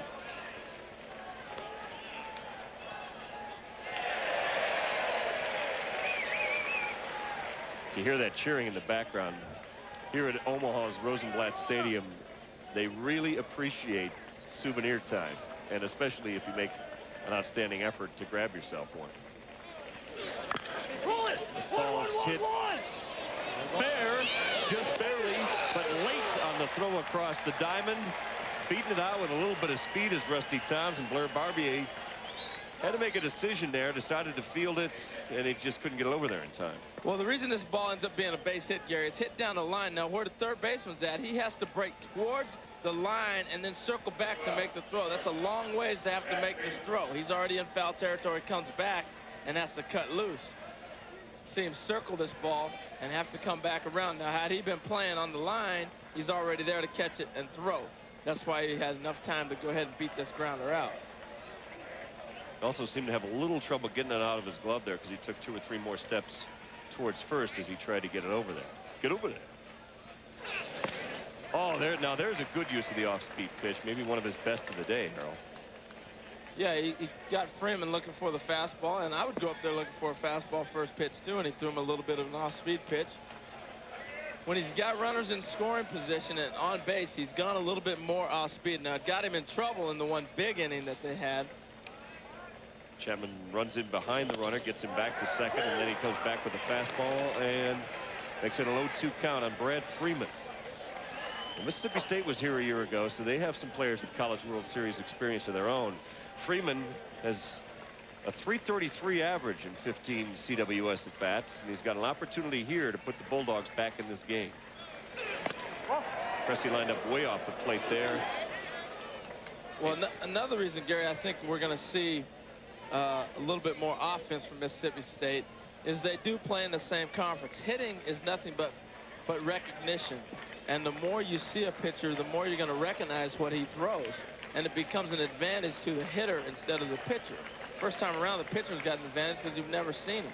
Rusty Toms and Chris Lauderhouse support, and that one just got away from Keystone. It's a 2-2 count now. He's getting in some dangerous territory here with Brad Freeman at the plate. Richard Lee and Brooks Bryan behind him, 2 of the most dangerous hitters for MSU. And so it's a situation in which the Bulldogs can come back against a team they've played 5 times previously and beat them 3 times, most recently in the SEC tournament. Here is the 2-2 pitch from Keesler with 2 aboard in the 5th. Just misses, and it's going to be full. So now we're going to see the runners. And plus, you've seen how Brad Freeman has become more comfortable as the at-bat has gone on. And that only comes because he's faced this young man before. 3-2 pitch from Keesler.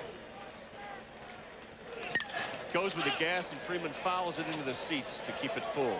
Now, if you remember the last time he faced Freeman, we showed you the sequence. He had him 0-2. He had thrown him 2 fastballs and threw it by him. And then he came back and walked him on 4 straight fastballs. This time he started him off with the breaking pitch.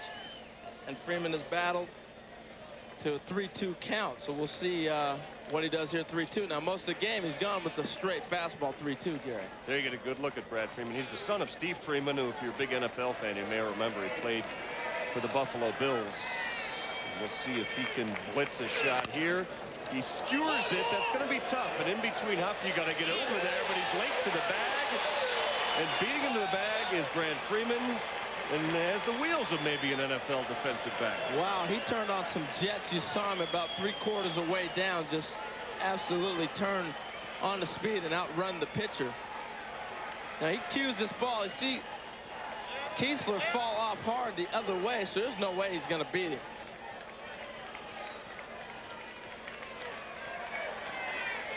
And that's another reason you want your 3rd hitter to be an athlete. He just kept the rally alive with a ground ball. Well, Skip Bertman's got his bullpen ready. Bases loaded. And here we are, one of those 4+ again, Harold. You want that 4-run lead for this very situation. It means that until you load the bases, you can't touch me with 1 batter. Well, here's the guy that can do it, Richard Lee, although he does not have a grand slam this season. He's got an opportunity to cut into this 4-run lead. Hits the ball hard, nearly takes out his coach at third base, and is 1-1. Well, the interesting thing about Mississippi State, it seems like every time they've been able to start a rally, it's been no outs or 1 out. Most teams start rallies with 2 outs. They've been fortunate enough to come to the plate with 1 out with your 3-hitter or your 4-hitter with an opportunity to do some damage. That's why that double play to end the 3rd against their best hitter, Brooks Bryan, was huge. Then he got a 1-2-3 inning, but now he's got a lot of trouble. 1 out, bases loaded. That ball's hit foul the right side. Heading for the bullpen And he's ahead 1-2 on Richard Lee. Well, he's been getting ahead of the hitters. He hasn't been able to put them away. Now, when your fastball is your primary pitch and you don't use your breaking pitch very often, you don't put hitters away. That's Brandon Bowe warming up down the third base line. You would think, as that pitch misses inside to Richard Lee to even the count at 2-2, you would think that Keesler would also pitch to Brooks Bryan, the lefty, although Bryan did get a single off him the first time he faced him. Well, in this situation, he's got to go right after Lee. He's 0 for 1. He walked with the bases loaded last time. This time on a 2-2 pitch, he moves it to 3-2, and he may walk again. It's the exact same situation he faced in the third. Skip Bertman, last time he called for a pitch from Keesler, it missed low and away, or low in the middle of the plate, and that walked in a run. Well, Gary, that's what I'm saying. If you don't have an off-speed pitch, hitters are going to adjust to the fastball. Pretty soon they're going to catch up to it. 3-2 pitch to Richard Lee, and he misses low again, and he has walked in a run for the third time in this game. Now, here's an example of what we're talking about. He hasn't been able to throw the breaking ball for strikes.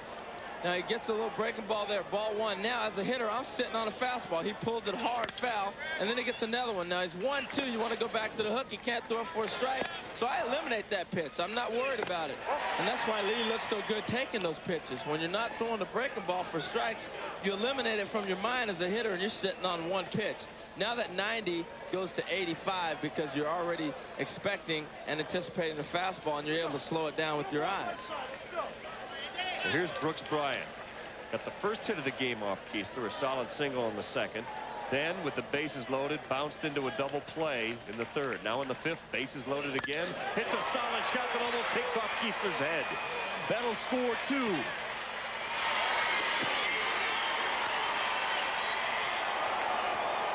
And Brooks Bryan, whose coach Pat McMahon told us the lefties don't bother him much, hits a solid 2-run single to make it a 6-5 game. Boy, that was a pretty stroke, Gary.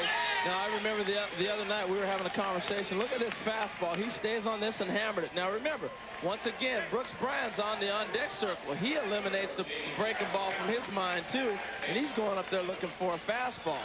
Now, Gary, we had a conversation the other night during the game where you said, best thing could have happened, he didn't hit a home run right there. Kept the momentum alive, and we've talked about that already in the college game. Momentum is huge. Here's Travis Chapman, 7th hitter in the inning. It's now a 1-run game. Keesler starts him with a breaking pitch that misses up a little bit, 1-0. And now all of a sudden, Travis Lee's sitting there going, I've seen 3 hitters, and he hasn't thrown a breaking ball for a strike yet. Don't think they're not talking about that in the Mississippi dugout. Here's Travis Chapman, who's 0 for 2. He struck out looking his first time up, flew out to left field last time. And it's 1-1 with 1 out, and now a 1-run game. They're down the third baseline, Brandon Bowe. In fact, you might even be a little surprised that Keesler's still in this game. And this most likely will be his last batter, depending on how it's played out. They are hammering him, Harold. They're ahead of it now, whereas earlier they were way behind on Keesler. And that's what happens when you're not able to throw the breaking ball. Now, 2 reasons behind that. Is one, he's later in the game, he's throwing a lot of pitches, so he's lost a little bit of steam on the fastball. But when you're not throwing that breaking ball, I've been harping on it a lot. When it's not a strike, hitters just throw that out the window. And you sit on that fastball, and it's easy to hit when you know what's coming. Use a strikeout here. He's already struck out Chapman once in the game. The breaking ball down to third. They're going to try and turn 2. Got him on a great relay. Barbier, McClure to Furness. And they keep their lead, but it's down to 1 run. 6-5. That's twice that he's gotten big double plays behind him. And Mississippi State is last week that was one of his memorable moments. And he tried to tell me he hit 3 homers to win it for him, but I know that wasn't true. This is a guy with a lot of memorable moments, too. On and off. Ah, Soup, I'm just playing. I know you didn't tell me that.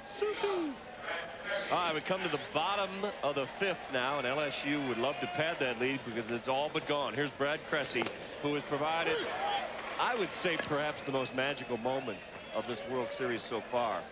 That might be the magical moment of any World Series. That just doesn't happen. Little League, Major League, that was great.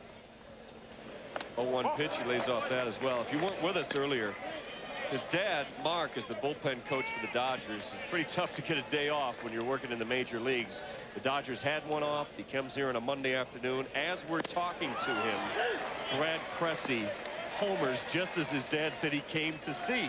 We kind of laughed and said, oh, yeah, okay, Pop.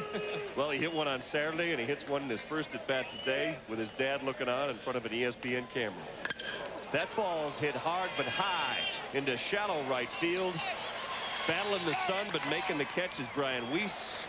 And Cressy makes his first out of the game. If you weren't with us, here it is in the second inning. The pitch from Jeremy Jackson, and thunder off the bat of Brad Cressy. Heads for the parking lot right by the power utility pole, which was fitting. And there's Mark Cressy, who was beside himself. There were little tears welling in his eyes, Harold. Oh, yeah. That's a moment you wait for your whole life. Here's Clint Earnhardt, and right after Cressy, we didn't even have time to fully enjoy that moment because Earnhardt, the next batter, homered, and then Wes Davis made it back to back to back, and that's one of the big reasons that LSU is still in front in this game, 6-5. He didn't appreciate what he did with that pitch, but it could be trouble over there. High sun, Weiss loses it again. That ball falls in. He's going to try and stretch it, and he'll get an unusual double. What's up, Clamp? Well, once again, that ball, I was just getting ready to say how great Jackson was starting to settle down, too. He got 2 pop-ups, but here's the ball in the sun. Now, Weiss has got the glasses on, but he doesn't block the sun out. Now, he tried to let him know, I don't see it. So often, trying to just put the glove up there and block the sun doesn't always do it. Sometimes you have to turn your body to a different angle. Chad Curtis of the Yankees is one of the best guys I've seen doing that. Turns his body sideways. If you turn sideways, you get a different look at it. Right there, he just clearly did not see it. He wasn't even close to that ball, though. He did not see it. Didn't mean to swing. We've had a couple of indecisions here in this inning. They get the unassisted put out at first base. Moving on to third is Clint Earnhardt, but there's now 2 outs here in the 5th.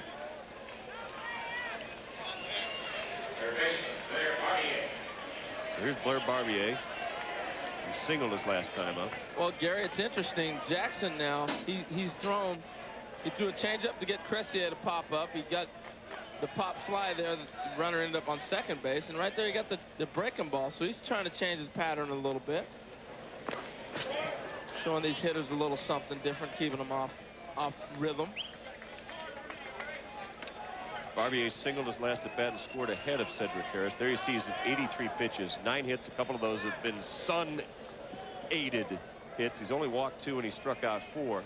And now he's facing Blair Barbier in a 1-run game with a runner at third, 2 outs in the 5th. That ball's hit hard and almost took out Clint Earnhardt at third base. Fortunately, he was in foul territory, and fortunately, he was looking.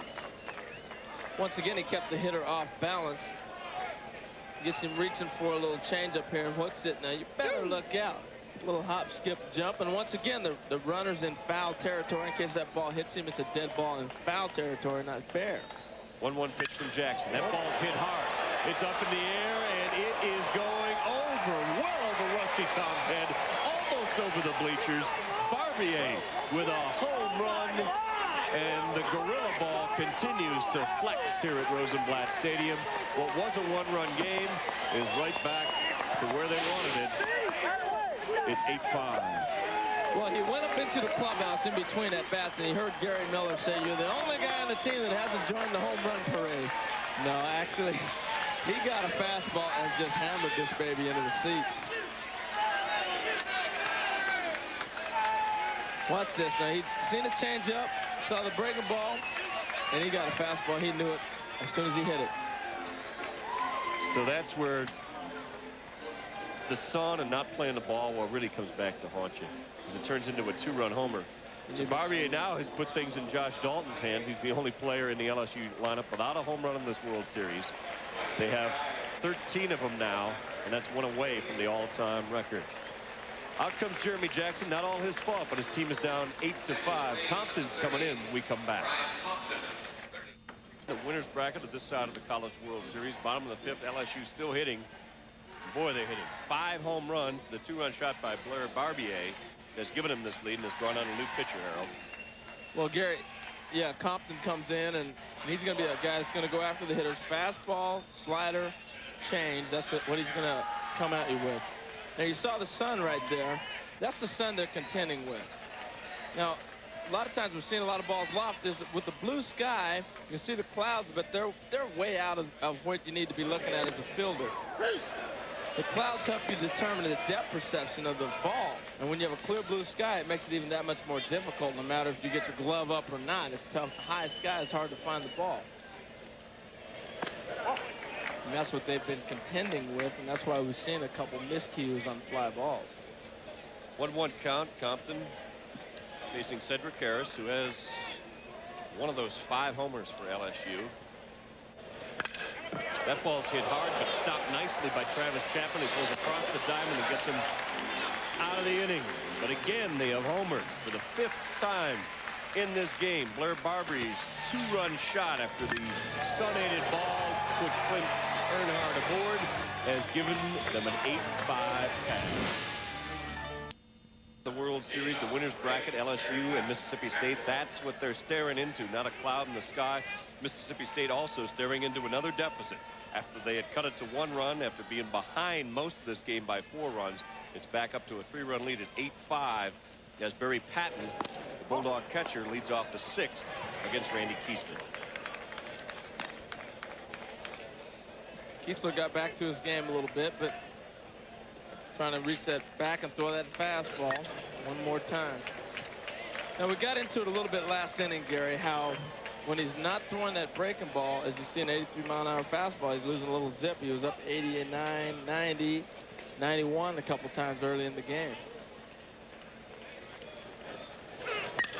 Goes the breaking ball, popped it up. Cressy keeps the mask on, thinks it's headed for the seats, and it does. He bounces off the LSU dugout. Just showing that you can throw the breaking ball for a strike all of a sudden changes the whole approach of the hitter. When you know a guy cannot throw a breaking ball for a strike, that fastball becomes that much more hittable. It's almost like when you go to the batting cage, and pretty soon you take a few swings at the cage and you can't catch up to it, and after you take a few swings, you get the gauge down, and it looks like it's throwing a little bit slower. Well, the speed hasn't changed. It's just you've adjusted to it. And that's what happens with a hitter facing a pitcher that's throwing nothing but fastballs. You make that adjustment, and pretty soon that 90-mile-an-hour fastball looks like it's 85. 116th pitch for Keesler. This time he misses low. As we mentioned earlier in the broadcast, as he gets the count full on Barry Patton. That's not an unusually high pitch count. For a major leaguer, he's going to save that multi-million-dollar arm. Keesler is not running into problems due to stress. Just due to the Mississippi State order. We showed that sun, and there it comes into play again for Furness at first base. So on a 3-2 pitch, he gets him to pop up, thinks he can get out of it, and now LSU gets thwarted by Saul. Well, I don't know if it was necessarily he lost it or just a lack of communication. Now, they're both going after the ball. Cressier flipped his mask off. He's going hard. Furness, he's coming now. He looks at the catcher, and that's where he lost the ball at. Look at him. Now, he'll look over at the catcher. He didn't ever say, I don't see it. He looked at the catcher. I don't know if they didn't hear, communicate yeah, right it there. looked like somebody didn't call that ball. This one's coming up, Harold. I don't have it. Oh, just a little bit to our right. I saw it, though. Because you got a warning. Well, I was gonna See, we're in the shade I here, got my glasses. so we don't have to worry about this bright be sun. ready. Preparation, folks. You gotta be ready. That's why he's a big league. Full count now to Barry Patton. Oh, and he grunts through a strikeout there as he blew some serious cheese past Barry Patton, and he has struck him out 3 times now. Well, this is locating the fastball. He put it in the right spot. He put it up and away and made him chase it actually down and away. Good movement on that pitch. We were right by him. Nothing worse than knowing what's coming and you miss it. That's so frustrating as a hitter. Purple and gold Ks. There's 7 of them now for this game, as we mentioned earlier in the broadcast. Keesler averages 12 per 9 innings. That ball is hammered, and that's no strikeout. It goes banging off the base of the wall in center field. And quite a shot from John Knott, who the DH slides in safely with a double off Randy Keesler following the strikeout by Patton. Knott has really had some good at-bats today. Right there, just jumped on a fastball and drove it into the gap. Cedric Harris Man, he jumped on that ball quick, though. Got it back in. And look at this. Here's the fastball. He just put this one down over and whew, not crushed that ball. He gets it up, it's gone, but he hit it on the line so much. Skip Bertman out on the mound talking to Kiesler. Looks like he's going to lead him in. He's discussing some things with him. Well, it's interesting when he goes out to the mound, you're not only just talking mechanics now, you're talking pitch selection and everything else because Bertman is calling the pitches. He's up to 121 now. Ideally, you would like him to pitch you into the 7th, but just pitching into the 6th inning here in Omaha is something special. It's Chris Lauderhouse. Singled his last time up. Ball right through the infield. He takes a fast strike. Apparently Bertman said this is probably going to be your last inning. Get us out of this one. Keep it close. Try to strand that runner. And stay at 8-5. That double by John Knott is the first extra base hit. This one hit in a similar spot, but much shallower. Easy play for Harris in center. Hit right at him. Didn't have to worry too much about the sun on that one. Well, the one thing I do like about Kiesler is it looks like Bertman's getting ready to take him out, is he stayed within his game. His team was ahead, and he just kept throwing it right after the hitter. And you like that about the pitcher. So a good performance. He's in position to win this game. But Skip Bertman, the Skip, is going to take him out. When we come back, Brandon Bowe will be in the game. Hi, Randy Barnett with several reasons to buy now. Swinging in the 2nd inning. He struck out Chapman and Patton. That gave 4 through the first 2 innings. They did some damage to him in the 3rd, but he struck out Patton again in the 4th. Struck out Brian Weiss, and he got the hat trick on Barry Patton before he left. Struck him out 3 times. 123 pitches. He leaves with 2 outs here in the 6th. If those 7 strikeouts were a dominating performance, he was a little wild, Harrows, what really hurt him. He walked in 3 runs, really didn't give up a lot. All the hits off him, that double that's gotten John Knott on second base in this inning is the only extra base hit he's given up, and now Brandon Bowe's in. Well, plus he got those 2 big ground ball outs with the bases loaded that he needed also. So he struggled, but he came through when he needed to come through, and now he turned over to Brandon Bowe. Brandon's the type of guy, he's going to be around the plate. He's going to show you a changeup, and he'll come after you once again with fastballs. We'll see another guy that's going to challenge you with fastballs. You see more strikeouts than innings pitched. That's a pretty good indicator that he's got a little bit of speed on his ball. He's low and away. He's even got the delivery of a reliever. Man, he's another guy that's going to give you innings, though. He can throw long or he can go short for you. Swingman type of guy that Berkman's been able to use him in that role. 1-out count to leadoff man Brian Weiss. Hung a slider there and he fouls it back, and it's 1-1.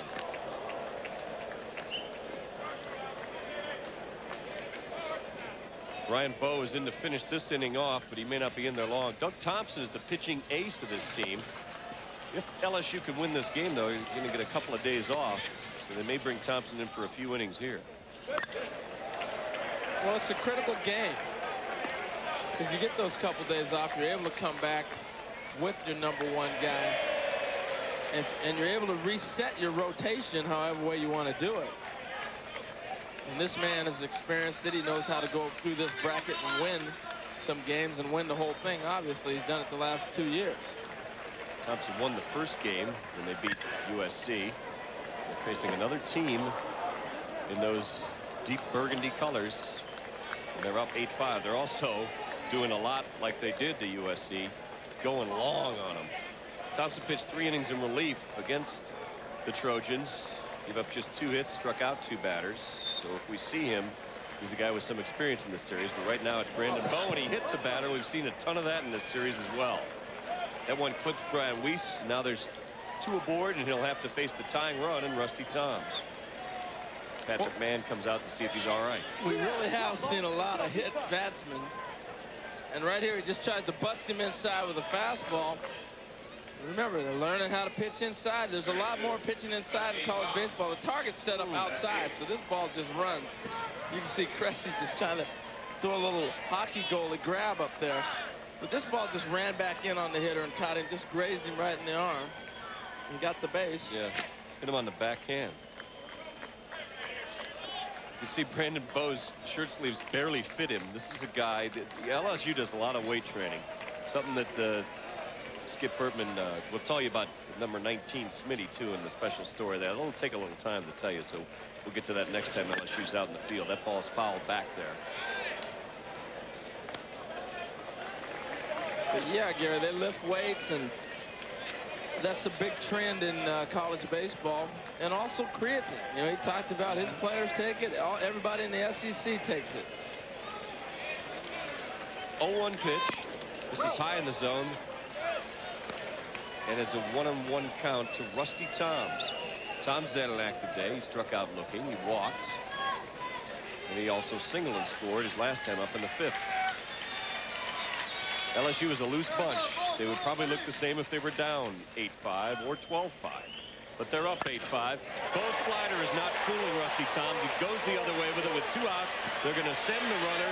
John Knott is ahead of the tag by Cressy. And it is suddenly an 8-6 game as Knott shows some speed.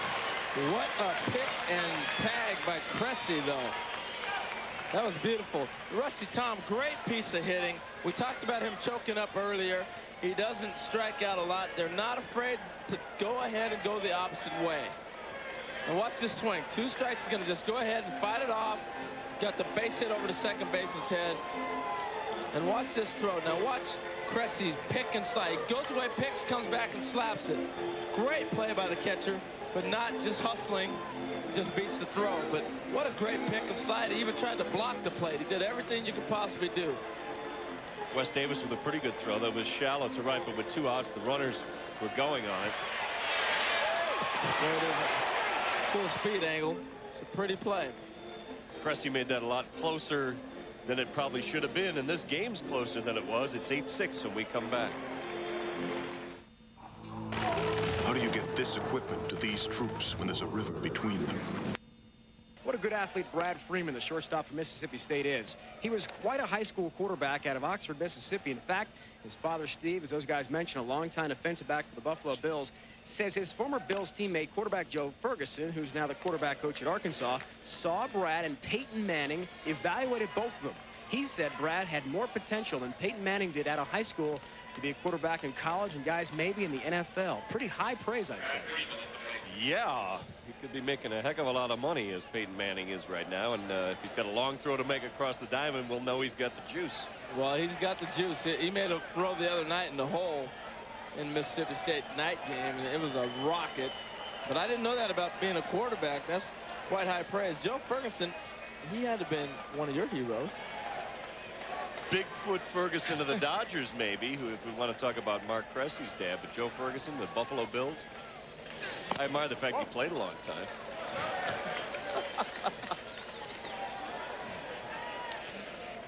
Harold, you said me. You know, the other thing that Dave Ryan had mentioned the other day when we were talking to Pat McMahon, how do you get a guy out of Oxford, Mississippi, the home of Ole Miss, to come to Starkville and play for Mississippi State? Well, he just told you the reason. His dad went to Mississippi State, and that's the tie-in. We'll have to ask Pat McMahon, his first year, Harold, he gets to the World Series, following a coaching legend in Ron Polk. Pretty tough situation to be in, but that's the kind of team they've been this year, battle against a lot of odds. Yeah, great. Ron Polk left a nice legend there, left some players for him to pick up on, and Pat was excited about getting that program, and he's continued to keep a rich tradition. Ron Polk coaching on the Olympic team. He's actually in Arizona right now during the trials. His son plays on this ball club, and he said to make sure that we told his dad hi, his son being Scott Polk. I would imagine Dad's watching. He's definitely... Any baseball fans got to be watching this. All right, we have a dispute here now.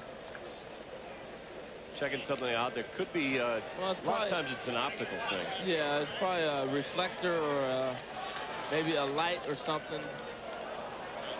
Guys, watch. He's asking him to take his watch off because the third baseman can't see. I'd have to leave it on a Mississippi State fan. He's got a leather band. No, but he's got the gold, the right, white face. on the lens. I can't, but I've never seen that ever. Excuse me, can you tell that fan to take that shirt off because it's a white shirt in Fenway and I can't see the ground ball? Well, third base umpire Nick Zabelli is spending most of his time next to Blair Barbier, so apparently they've become friendly enough that he'll do anything for him. That's college baseball. What does our man Skip Bertman say college baseball is? It's a kid's game. It's not real baseball. But this is an outstanding game with a 2-2 count, and it's 2 outs and 2 aboard in a 2-run game with number 1-2 at the plate, Brad Freeman. Put that pen down, Gary. I can't see your scorecard. You couldn't read it anyways. It's amazing. Oh, well, anyway. Big pitch now from Doug Thompson. Freeman fights that one off as well. All right, where are we? 2-2, 2 outs. Oh, no, check your watch. Oh, you had to take it off. Okay. Cressy sets up outside. He goes with the pitch and pops it a mile high. Now, there's no watch in the eyes, but that sun is tough. Out there is Wes Davis, and he makes the grab. So more often than not, the sun has won that battle, but this time Davis makes a big play with the tying runs aboard. It is still 8-6 LSU coming up to bat. No errors in the game, but the sun has been a major factor, especially where the Bulldogs are concerned. Fighting it all the way, but making it this time is Brad Freeman. But in the second inning, this ball almost landed on the head of Brooks Bryan, and Brian Weiss completely lost this one. It turned into a double. The double by Clint Earnhardt scored. The misplay by Bryan turned into a triple. He did not score, and of course you saw the play that Freeman made that got a tough out that ended the first inning off the bat of Trey McClure. Now here's Danny Higgins. Higgins did hit that ball that ended up on the warning track in center field over Brooks Bryan. He got credit for a triple. Otherwise, he'd have an 0 for 3 day. Well, you start off the game swinging at first pitch. And what that does a lot of times when you jump on a pitcher's first pitch of the game, now he's seen back-to-back breaking balls, they change their whole pitching pattern. Now he's sitting 2-0. That sun's finding him everywhere. You know, there is one way besides that hat to cure that. Go down a step. 2-0 count, and he misses high. Yeah, I think there's shade right behind that guy, wasn't there? 3-0 counts. Pretty soon the shade could come into play on the field. Yeah, see the guy behind you? Maybe they're making him sit there. I don't know. Oh, boy. It's the outside corner. It's 3-1. You go sit in the sun. Maybe he missed a sign or something. Now they're warming up. They're doing a little more activity. They're heading down to the bullpen with a posse. 3-1 pitch to Danny Higgins. So he starts him off 3-0, and now he's got him back to a full count. Higgins is not traditionally a leadoff type of guy where he takes a 3-1 pitch.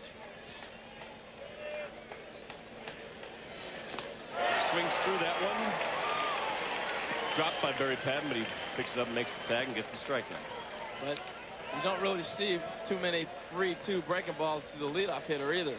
Watch this. He just snaps a little hook off on him, just enough to get him off pace. He's probably thinking about not hitting that 3-1 fastball, and you end up hitting the 3-2 breaking ball. Can't believe it. 3-2 hook. You got to be kidding me. With Josh Dalton.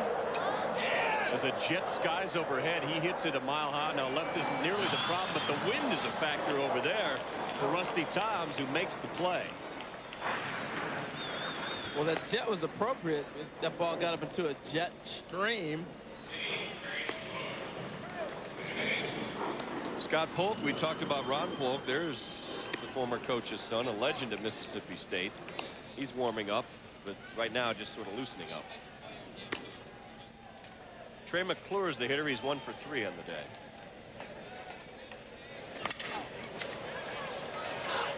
Ball is skied to center.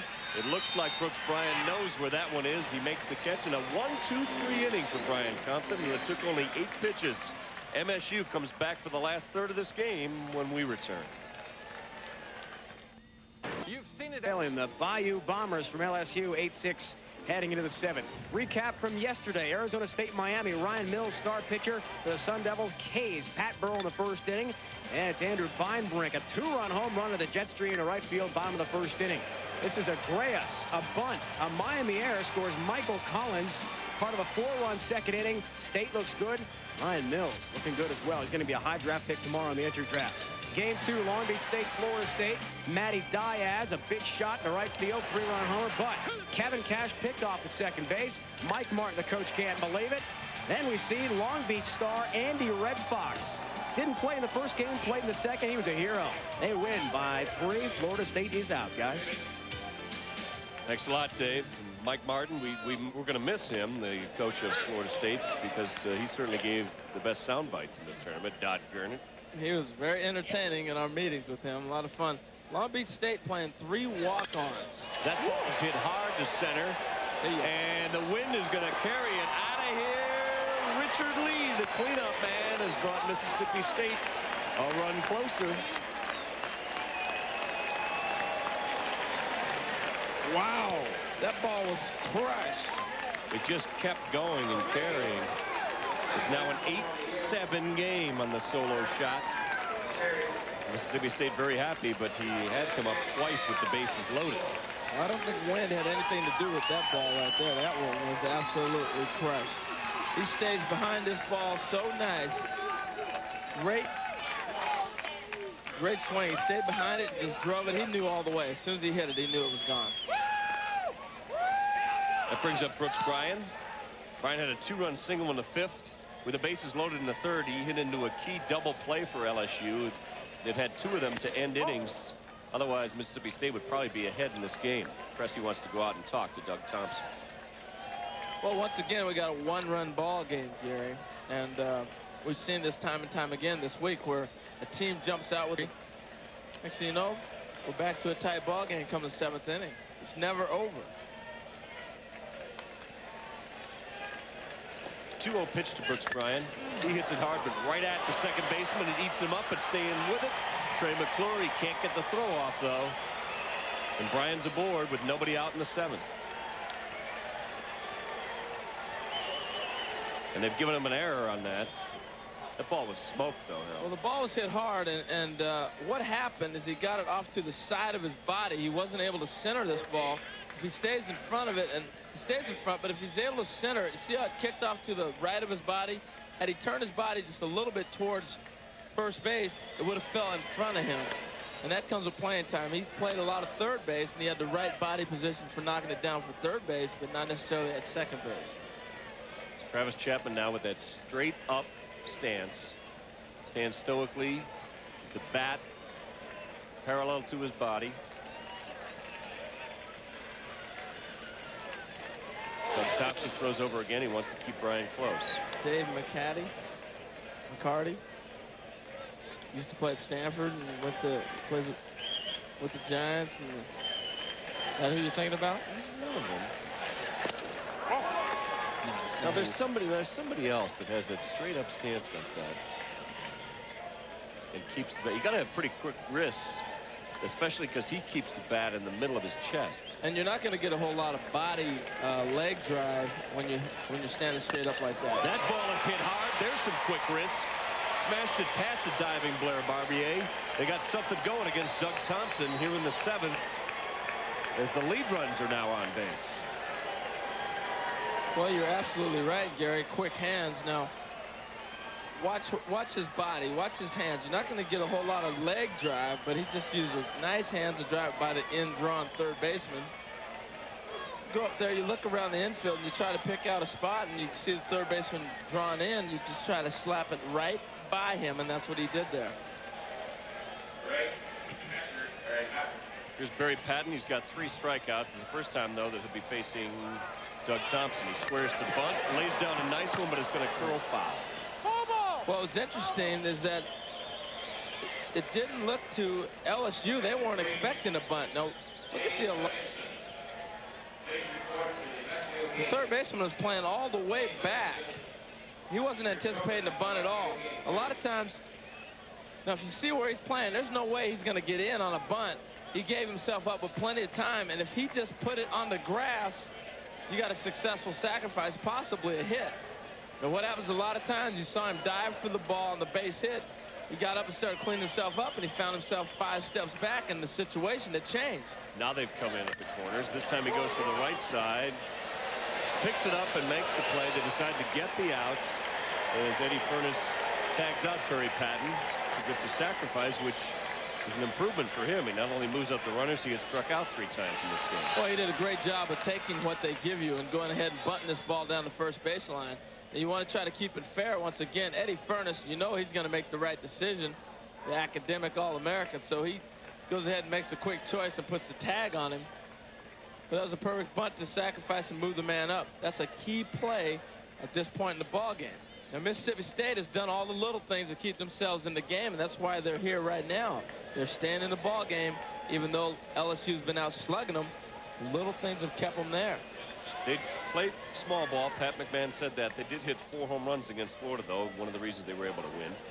And this is another thing that Pat McMahon told us, that coming in the game, you switch pitchers, and Dustin Dabbs will automatically come in to hit for John Knott. And John Knott had a good hitting game, so this is just something that it doesn't matter what's going on. Dustin Dabbs comes in the ball game. Well, Dabbs came in the other night and laced the ball to left field, and then he pulled one to right field. He handles the bat very well, and that's what you want in this situation. With 1 out, they're going to play their infield back. You want somebody who can handle the bat, go ahead and get a run in. That's all he's got to do is look at the hitting angles he's got. As you can look around, just try to hit the ball up the middle. Sets him up in the inside corner, and it's an 0-1 pitch. You know, we showed Skip Bertman in the middle of that strategic moment there, Harold. And one of the reasons Barbier might have been playing back, Skip really knows the characteristics. They've met each other 5 times before. They only had 20 sacrifices all season before that one by Barry Patton, which makes it all the more crucial and all the more a thing that you really give him credit for. Well, yes, and this is the time of year you got to go ahead and play the percentages. Tough swing there for Dabbs, but he swings through it, and Thompson gets ahead of him 1-2. This is a big at-bat right here. Just make contact. He's got a lot of hitting angles. The runners are going to be running on contact. Chance to pick up an RBI. Always giving out for an RBI. Lead runs in scoring position. He misses up high, and it's 2-2 to Dustin Dabbs. Came in against USC on Saturday. He went 1 for 2. He did drive in a run in that game. There's your runners. The tying runner is Brooks Bryant at third base. Travis Chapman of MSU is at second.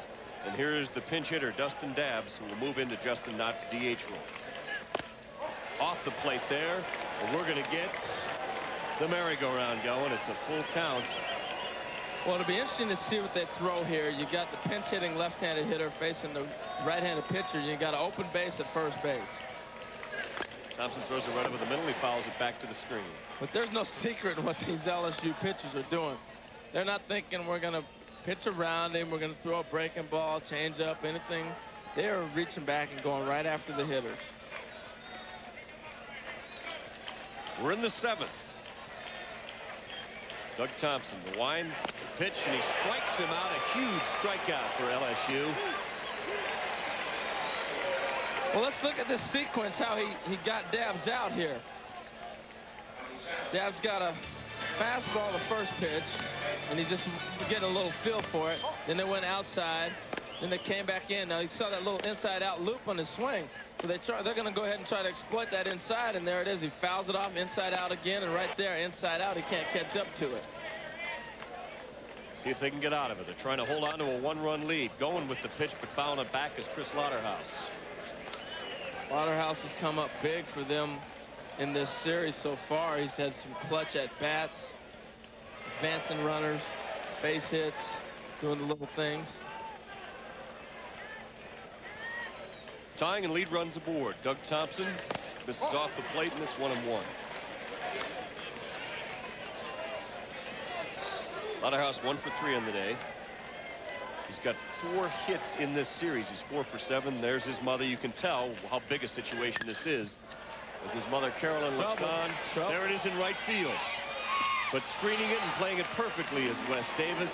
LSU gets out of a jam in which LSU maintains the lead, but it's down to 1 run at 8-7. This is June 1st, and that means the World Cup has arrived. ESPN's coverage of the World Cup begins this week on Thursday.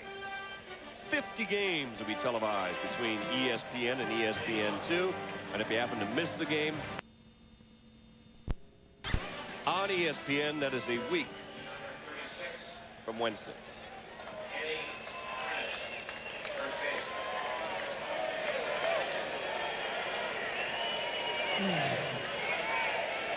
Eddie Furness. Tough hitter. He's 0 for on the day, though. 0 for 2. He did walk and score in the 2-run homer by Cressy in the second inning. Struck out looking to end the 4th.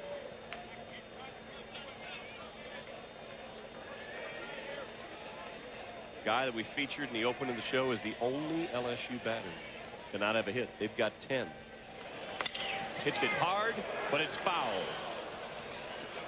Well, he's had some good passes at the ball so far. Right there, hooking that slider down the line, but he hit a ball into right center field earlier. Drove a ball to left field to the track. When you're hitting 410, you're using everywhere. But just his preparation, the way he gets ready to hit, it looks like he sees every pitch so well. And we talked about his spread out stance. And what happens with the spread out stance is it allows him to be able to see the ball that much longer because he doesn't move his head. You hit with your eyes. Hitting is with your eyes. That's what Tony Gwynn talks about all the time. You hit with your eyes and not necessarily your body. Plays off that one. It's 2-2. Because as Ali would say, you can't hit what you can't see. And that's true with hitting a baseball. There you see it there.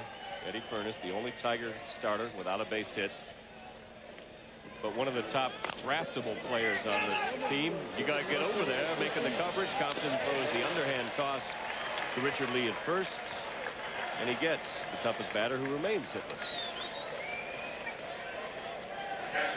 He got him out a little breaking ball, but look at his eyes. Watch how they light up. Look at how much bigger they get when the ball's coming in. Stays down, his head down. That was just a different speed pitch that he had not seen yet. And even the good ones get fooled occasionally. But he still made contact. That's why he doesn't strike out much. Brad Cressy, the hitting hero from the opening inning. Since his 2-run homer in the second, they have not trailed in this game. They took the first lead when he broke the 0-0 tie. They've maintained the lead, but is now down to 1 run. It was 4-0 after the second. Mississippi State came back and got 2. They answered with 2 of their own in the 4th. Mississippi State got 3 in the 5th, and they got 2 of their own in the 5th.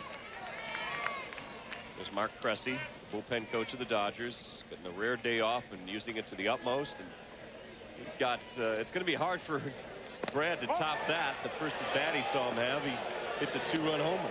Well, you're not kidding. You know, the other day when they got here and all the teams were here, Brad's biggest concern was, is Randy Johnson going to be a Dodger? He may get to catch him someday. Never know. That'll be interesting. You know that he's probably going to want to play for his dad's organization, but this kid's so good that I don't know that the Dodgers are going to get a chance to draft him. Nice breaking pitch there. Cressy wasn't looking for that. He hits the inside corner with it, and it's full. That's how you mix it up. That was very nice, and Brad knew. He knew that was a strike. He tried to get the benefit of the doubt, tried to run over to first, but he knew that was over the plate. Full count pitch. Tries to jam with a fastball. Nice scoop at third by Chapman. Bounces it across the line of the diamond, and Richard Lee makes a nice scoop of his own. And they retire Cressy. And Compton has now retired all 6 batters he's faced. What a great pick by Lee here. Now watch. Cressy jumps on this ball, pulls it. Now watch the pick at first base by Lee. Watch him take his body down to go get this ball. Look at his body was down to go get it and pick it. See the reaction? He's seen a lot of balls hit hard at people. Part of the game. Compton with a nice breaking ball there. He has really settled down this lineup. He came in after the 2-run homer by Barbier. Earnharder's also homered in this game. He homered right after Cressy's homer in the second inning. And then Davis made it back-to-back-to-back, Jack. LSU's home with a 4-0 lead, and another hit batter, the second of this game. Earnhardt takes one in the back. Well, you could tell by the reaction from Compton that it wasn't an intentional pitch. It was not where he wanted that ball to go. And this pitch right here, he's hit before it even look at that tail back to the hitter. He's hit before it even releases his hand. Compton knew he had a hitter in trouble right there. Ow. It's the first one we've seen hit above the gluteus maximus, but if you're going to get hit, that's the place to get hit also, right there in the lower back. There's a nice take something off that one and got Wes Davis to swing and miss. That's the 14th batter that's been hit. We're in game 7. It's 2 a game if we don't get any more hit this game. And I don't think they're intentional. That's what's even scarier. Well, yeah, you're right. It's just pitchers that just can't pitch inside. See a lot of long balls, and you expect a few people to get knocked off the plate, but these guys just haven't got the command of the inside pitch yet. That gives the hit by pitch the lead in that sweepstakes. There's been 13 home runs hit, and now 14 hit by pitch. 14 home runs hit, 13 home runs rather hit by LSU. 14 is the record for a College World Series, and there's been 14 total hit by pitch in this series. So what's all that add up to, Gary? Right now it adds up to 27, and a little bit of this and a little bit of that. Okay. One's a team mark, one's a series mark, and it's a 1-2, 2-out pitch. Breaking ball off the plate. 2-2-2. Where's Long Beach when we need him? They love the 2-2. Compton is really, like you said, he's settled down. Those are a nice line right there. Gets him to golf for a pitch. Skies at the center. A long way to run. Brooks Bryan makes a sliding catch. And they hold LSU in check. Compton is retired 7 of the 8 he's faced. He hasn't given up a hit. And he has kept them scoreless in 2 consecutive innings. As we go to break and come back with the 8th inning for the top of the order of Mississippi State, it is 8-7. A College World Series is brought to you by the United States Army Reserve. Be all you can be. For more information, call 1-800-USA-ARMY. We're back at Rosenblatt Stadium, and there's the Gators, team that lost to Mississippi State to fall into the losers bracket. You can see them tonight against USC in an elimination game. The Gators looking on and hoping that they don't fall the same way that their neighbors at Florida State did in Sunday's elimination game. They're out of it. The Gators are the top seed in this tournament. Mississippi State is the 8th seed. They haven't been daunted by anyone. They knock off the Gators, and they're within a run of the 2-time defending champions, LSU, and now it's the top of the order here in the 8th. Brian Weiss to lead things off against Doug Thompson, who for the 2nd straight game has come on in relief, and he's worked the count 1-1. Just off the plate is 2-1. Well, Weiss hasn't done much. This is a big key opportunity for him. 8th inning, down 1, leadoff hitter. There's the hook. He went with it, went for the pitch that would have been ball 3, beat him to the bag as Furness, and he gets the leadoff batter in the 8th, Brian Weiss. We got him on a little breaking ball. He just nubbed it off the end of the bat there. He couldn't lay off, but that pitch was well out of the strike zone. Well, he started it down the middle and then broke it off the plate. A lot of times when you start a breaking ball down the middle, it's not going to end up down the middle, but you don't recognize it, and that's what he did there with that slider. He didn't recognize it. Gas up high. Thomas goes after it. That's going to be a problem, but Wes Davis has figured out the right field, and that's the 2nd out here in the 8th as we go down to Dave Ryan. All right, guys, we're joined by Steve Freeman, dad of Brad Freeman, former NFL players we talked about with the Buffalo Bills and Minnesota Vikings. Now, Brad has been drafted twice by major league teams, didn't sign. He came very close last year, but he went back to school. Talk about that and the advantages of staying 1 more year at State. Well, the advantage of staying 1 more year is he's had a better year. By rights, it should up his draft round. Senior, he knows he's going to lose money when he comes back as a senior, but that's not why he came back. Money's not the big deal. He wanted to finish out his senior year. He wanted to play for Coach McMahon and have a chance to get back to the College World Series, and all those things worked out for him. Draft comes tomorrow. Where do you think he might go? What have you heard from scouts, and what about his future? You never know. The scouts tell you one thing, do another half the time.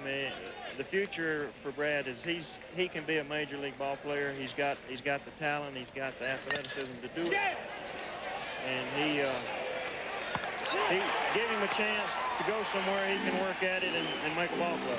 Steve, thanks very much. All right, you're welcome. Best of luck to him. So our score at 8-7. LSU's got the lead. We'll be back with more to Rosenblatt Stadium right after this. Oh, no. Company. We're back in the College World Series. It's Monday afternoon, and the winner's bracket.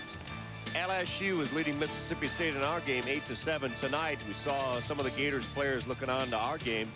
They'll be playing Southern Cal not too long from now, 7:30 Eastern time on ESPN. Arizona State is already advanced with a 2-0 record. Miami and Long Beach will play tomorrow, and one of those two teams will fall by the wayside. Clouds are starting to roll in, but it's been a perfect day for baseball here at Rosenblatt Stadium. Gary Miller and Harold Reynolds with you as we play the bottom of the 8th. LSU is known as gorilla ball. It's a phrase that Coach Skip Bertman termed, and they've lived up to it in this World Series. They hit 8, which was a 1-game record in Game 1 to knock off USC, and now in this game they've hit 5, and this is the 9th time this year they've hit at least 5 home runs in a game. That's gorilla ball. Blair Barbary takes the ball. That's not gorilla ball, that's mashing. That's apish. That is Mighty Joe Young. Off the plate, it's 2-0. Well, Barbier caught a pitch last time, a little fastball, and drove it into the left field bleachers. See what he's able to do on this 2-0 pitch. Blair Barbary decides to lay off and see a strike from Compton. It's 2-1. Compton has not given up a hit. In fact, the last batter that Jeremy Jackson faced was this guy, Blair Barbary. Well, Compton is really pitching the ball, using the whole plate. And he's changing speeds on his fastball. And we've seen a lot of pop-outs by these LSU hitters because he's getting them out in front. Here's a hitter's count, 3-1 to Blair Barbier. Compton delivers, and he walks in on 5 pitches. Now, we were talking about it, flexing your muscle, making things a little bit hairy for the opponents. There's Brad Cressy with a 2-run shot to get things started in the 2nd inning. That was followed by 2 more homers. And then Cedric Harris hit a 2-run shot in the 4th. And then Blair Barbier, who had yet to homer in this College World Series, hits one deep into the bleachers. That was a 2-run shot his last time up. Barbier draws a walk now to open up the 8th. And they just saw Barbier in the dugouts. That's because they have pinch run for him. So Blair is done for the day. Third baseman hit a 2-run homer. Singleton scored and grounded out to short. Skip Bertman in a 1-run game not only wants a little speed in the bases, they want some defense. Blair Barbier, Jeremy Witten is on to run for him. Blair Barbier was a 2nd baseman. He and McClure switched positions. The team needed a spark, and they did it for a game just to show them that they're all interchangeable parts. Don't take anything too seriously. Try and get things going. McClure and Barbier played well that game. They won it, and they like their new position, so that's where they stay. Well, versatility is so important nowadays in baseball because nobody specializes anymore. The more positions you can play, the more opportunity you get to play the game. Scholarships are down, even at the pro level.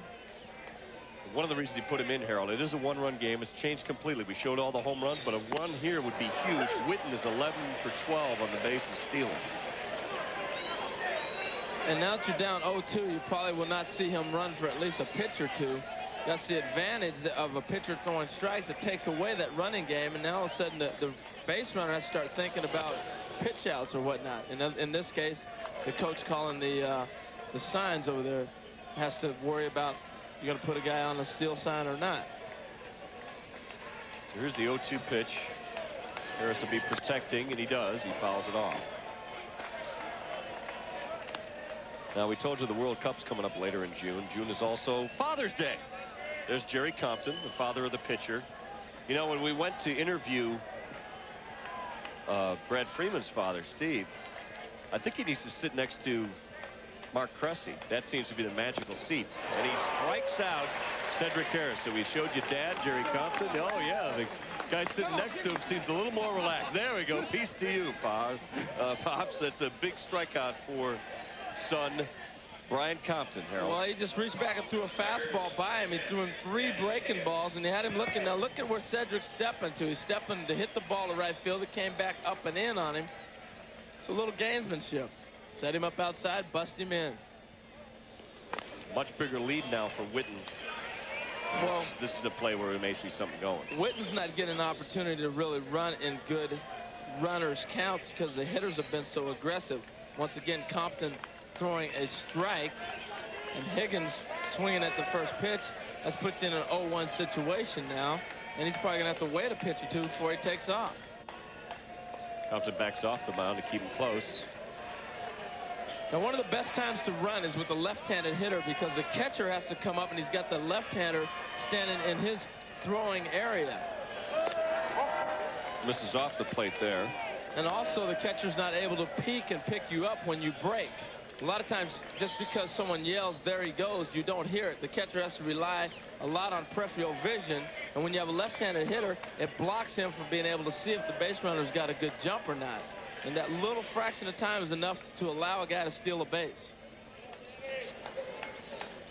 1-1 pitch. There goes the runner. Higgins goes the other way with it. That's going to carry, and it's another gorilla. They have tied the all-time College World Series record with their 14th home run as a team, and we are not done with Game 2. Danny Higgins with a 2-run shot the other way. LSU has spread its lead back to 3. Well, Gary, just another example of what speed will do. Skip Bertman deciding to put Wiggin in the pinch run, and what that did is it made Compton have to throw Higgins a pitch to hit. Even though he was running on that pitch and everybody expected him to, he got a fastball to hit and he drove it out of the ballpark. Here it is again. Right here, it looks like a little slider, actually, or a little fastball just tailing, and he knew it as soon as he hit it, that he got it. Look at those arms, man. That comes from the weightlifting program. Look at the weight shift. He stayed behind this ball. He didn't catch it really on the sweet spot, but he caught it enough to know that he got it. He scored. Let's check out Brian Compton's dad, Jerry. He had not given up a hit in this game. We saw how he reacted. And maybe that's why he was not too excited on the strikeout. He knew what this team can do to you. And that's exactly what Danny Higgins did. 6th home run in this game. 14 in the series. It's the second time that a leadoff walk has scored on a homer for him. In a game that was a 1-run game, that's pretty important. And now you see Josh Dalton, a guy who's going to get joshed a lot. He's the only guy in the LSU Tiger lineup that has not hit a home run in this World Series. Well, if you look at Josh Dalton, he looks a little bit like Chipper Jones. Watch his stance. A lot like Chipper from the front angle from center field. He looks a lot like Chipper Jones as he starts to approach this now. He doesn't have the thunder that Chipper has. Not quite yet, but... Well, obviously not. He's the only guy that hasn't hit a home run for the Tigers. Josh Dalton looking to get his gorilla wings. He's got a 3-0 pitch, so if he gets a green light, he might get the pitch to hit. But everybody grows up emulating somebody. You try to copy somebody's stance. And there's no doubt that he has looked at Chipper and said, this is the guy I'm going to try to hit like. Not a bad person to pick Skip out. Bertman wants to talk to him here, Harold, on a 3-0 count. He said, now look, I know Chipper's watching. You're the only guy without a home run. So pick one out and let it go. 3-0, let it fly. We'll see if it works. Skip Bertman, quite a colorful guy. He shows his team videotapes that befit what he wants them to do in a given game. He obviously wanted him to take on that pitch, and it's 3-1 now. If he feels like the team needs to hit a little bit, he'll show them home run balls. If he thinks they need to catch, he'll show them great defensive plays. He'll show a lot of Sports Center. He showed him Purple Rain and Time of Your Life as he walks Josh Dalton before today's game. The Purple Rain being LSU, of course, and he's showing them from these games, you know, that he said it's very inspiring. There were 5-6 minute tapes, but he gets them going, gets them fired up. That just doesn't mix. Skip Bertman and Purple Rain, him and Prince. He said there was another one with Tom Petty. He would play Won't Back Down, and he's talking about plays blocking the plates. Van Johnson's going to come in. They're going to make a pitching change after the 2-run homer. We'll be back. Announcing one of the most exciting events. Its lead back to 10-7 now. It's a 3-run gap because of yet another 2-run homer. A reminder that while we've been here covering this for you, there's a lot going on in sports. You can catch it from the Authority Sports Center, but they don't know Mo's future with all the trade talk between the Dodgers and the Mariners. What's next for him? Tiger Woods' injury, how severe is it? Can he play this week? And the Jazz now know who they'll play in the finals. They'll be hosting the Bulls on Wednesday. We'll hear from them about what they expect from the team they met last year in the finals. You know, right before this inning, we showed you 3 sets of 2-run homers, and then Danny Higgins hits another, and that was the first hit that man, Brian Compton, had given up. He pitched very well, Harold, but he walked Josh Dalton. It really wasn't close on many of those. Now here's Van Johnson, the sidewinder, coming in to try and keep it at a 3-run game because Mississippi State is down to its last at bat. Well, here's another guy who can run is Dalton. And what happens again that we saw with Higgins and Witten combinations, with a base runner that can run, the pitcher has to give you something to hit. You know, we talked a lot throughout the game about that 4+ lead so that it makes you get a grand slam. If you can get a 4, it's changed the strategy, so you know that Skip Bertman's going to try and get Josh Dalton here and expand that lead to 4. Well, you want to get the 4 runs so a grand slam doesn't beat you. The grand slam ties you and you still got a chance, so you want to get to that situation. Here you got a sidewinder. It takes a little while to get delivered. As soon as he drops that shoulder, you're off and running. Just missed with that one, and it's 2-0. You know, it's a perfect example of that, as Skip Bertman well knows. He saw the game, and he knows those 2 teams, Mississippi State and Florida, playing in their first game. And Wilkerson with a chance that it just went foul. A grand slam would have tied it in the 9th, although Mississippi State ends up pulling that game out. Well, it's never over, particularly in this ballpark. The way the wind has been blowing, the way the ball's been carrying, and the confidence in which these hitters have stepped up to the plate. When the wind is blowing and it's great hitter situations, your confidence level goes to a whole nother level, because now every pitch you hit, you feel like you got a chance to drive it somewhere. That one's right in there. It's 3-1.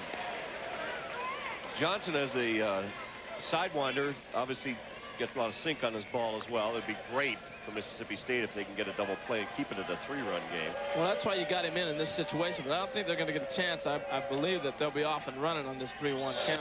Yeah, Dalton, the best speed on LSU. And if you look at the middle infielders, and they're capturing it. There is Trey McClure's dad, hoping that he can zero in on an extra base hit. Runners off and going. They're only going to be able to get one. Coming across the diamond to get the 5-3 put out. Travis Chapman makes the throw and gets Trey McClure. Well, it's almost as if Mississippi State knew he was going to be running. Now look at how deep the middle infielders are. They're not even worried about covering here. Hammers the ball to third base, going to throw him out. I thought he might end up going straight to third and challenging him, but with 2 outs, you go ahead and stop. You got yourself in scoring position already. They're going to put him on. So Eddie Furness is not going to get a chance to equal his teammates. He is the only batter in the LSU lineup without a hit. But this is the type of respect that Eddie Furness has, even though Cressy has already hit all those home runs. Now look at Eddie's daddy. His dad seems to know that he doesn't have a hit today. But that is the reason. He's a cleanup hitter for a reason in a lineup that has pounded out 6 home runs. You know, Harold, they also had... He's right next to Mark Cressy. He's going, thank you. I get to see another 8B because this is the bottom of the 8th. That's right. They pounded out 6 home runs in their last regional game to get them here to the World Series. So that gives them 20 now, Harold, in 3 games. And it brings up a guy that started this whole parade in this game. Brad Cressy is going to get a chance with 2 aboard after the intentional walk to Eddie Furness. Well, if LSU hangs on, this is their last at-bat. And Mark is sitting over there going, I didn't fly 2,000 miles to see 3 ABs. I want to get another at-bat up there. Thank you for walking him. Well, this is interesting. It's a 10-7 game. If this is indeed LSU's last at-bat of this game, in 2 games, 22 runs, 25 hits, and they have tied the all-time College World Series record of 14 home runs, and they haven't finished their 2nd game. And here's a guy that has hit a couple of them. Oh, they're going to pick off play. Josh Dalton has got the speed. They had him trapped, but the throw by Johnson is late to 3rd, and Dalton is at 3rd. He did a great job of looking at the pitcher. Now, this is still on where the positioning of the defense is. You see him take off already. Now, he knows the third baseman's playing back, and he just flat out foot race to beat the third baseman to 3rd, and it's a perfect steal. It's not your traditional way of doing it.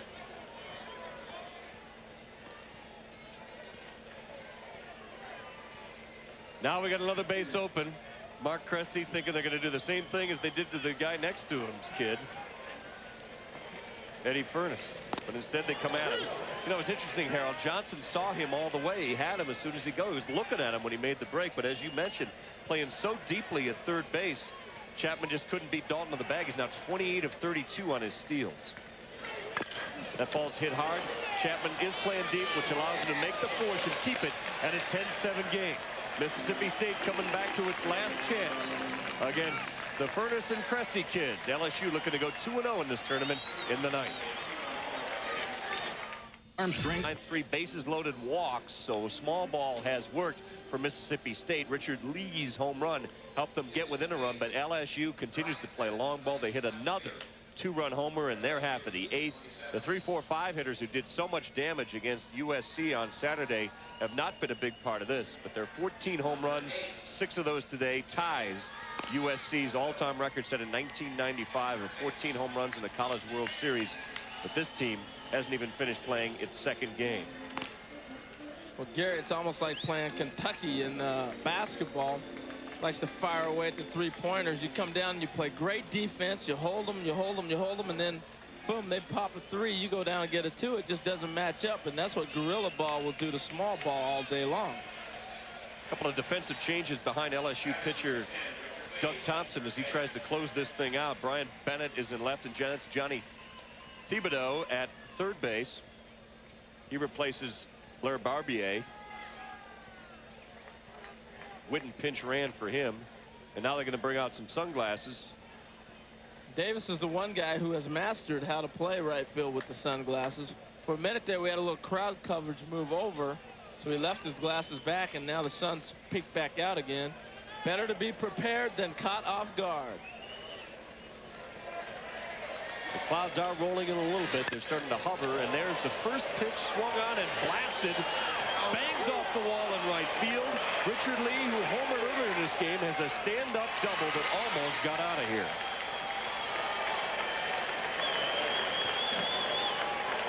He goes inside out with this ball and just drives it off the wall. Talk about the sunglasses coming into effect. They went right after the right fielder, but look at this nice short. Takes it down and in and just stayed with this ball. Hit it right on the sweet spot of the bat.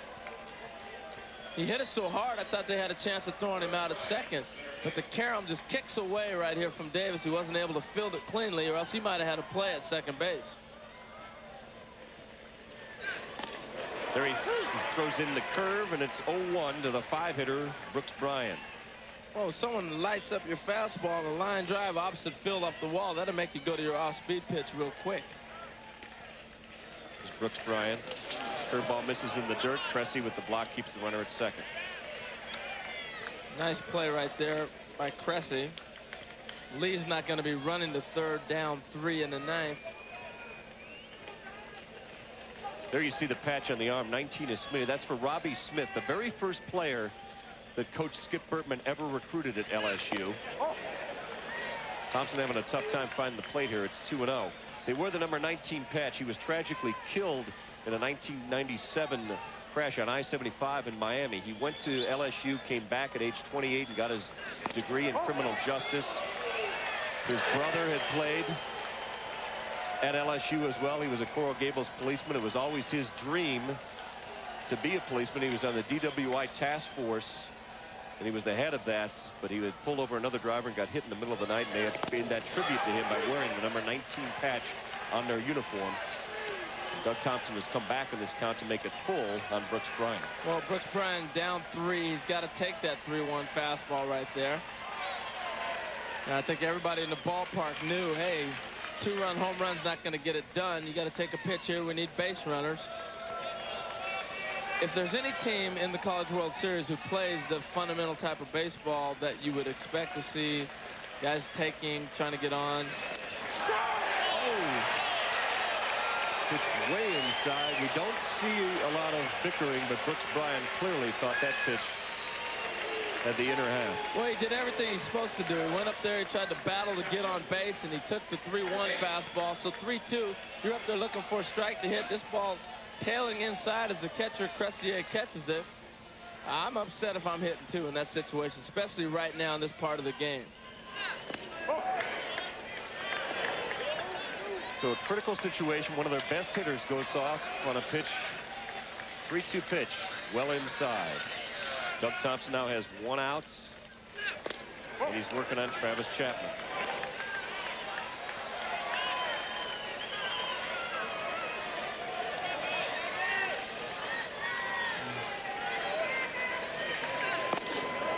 Just an up in the zone. Well, you're looking at a whole new ball game. He hasn't been able to find the strike zone, and if Brooks Bryant is able to get on, you got first and second with 1 out, and you're coming to the plate with an opportunity to bop to tie this ball game. Actually, there'd be no outs because it'd be first and second, no out. That could be bases loaded. That would have been a walk, and he's 3-0 on Travis Chapman.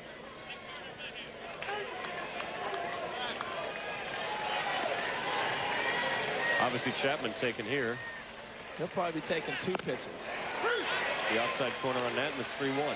You're in a situation here where, once again, where Brooks Bryant was at, you need 2 base runners. 2-run home run's not going to get it. I see him taking 2 strikes. Hammers that ball foul, and it's come full. And they don't see it the same way I do. Thompson makes the pitches he's got to make. So he's got a full count. Tying runners on deck here in the 9th inning. LSU, the 2-time defending World Series champions, trying to close out conference rival Mississippi State. A sky-high fly to center field. That'll be easy, but it'll move the runner on the fly ball to Cedric Harris. Richard Lee moves up to third, and they're now 1 out away from advancing in the winner's bracket and getting an extra day off. Well, you give Thompson some credit for coming back and throwing strikes and making the hitters have to swing the bats. Good things happen when you make them swing the bat. Down to Barry Patton. MSU trying to hold on. They've hung with this team. It's the 6th time they've faced them this season. They've actually beaten LSU 3 of those 5 times. But now in the biggest game of all, they trail, and it's an 0-1 count on Barry Patton.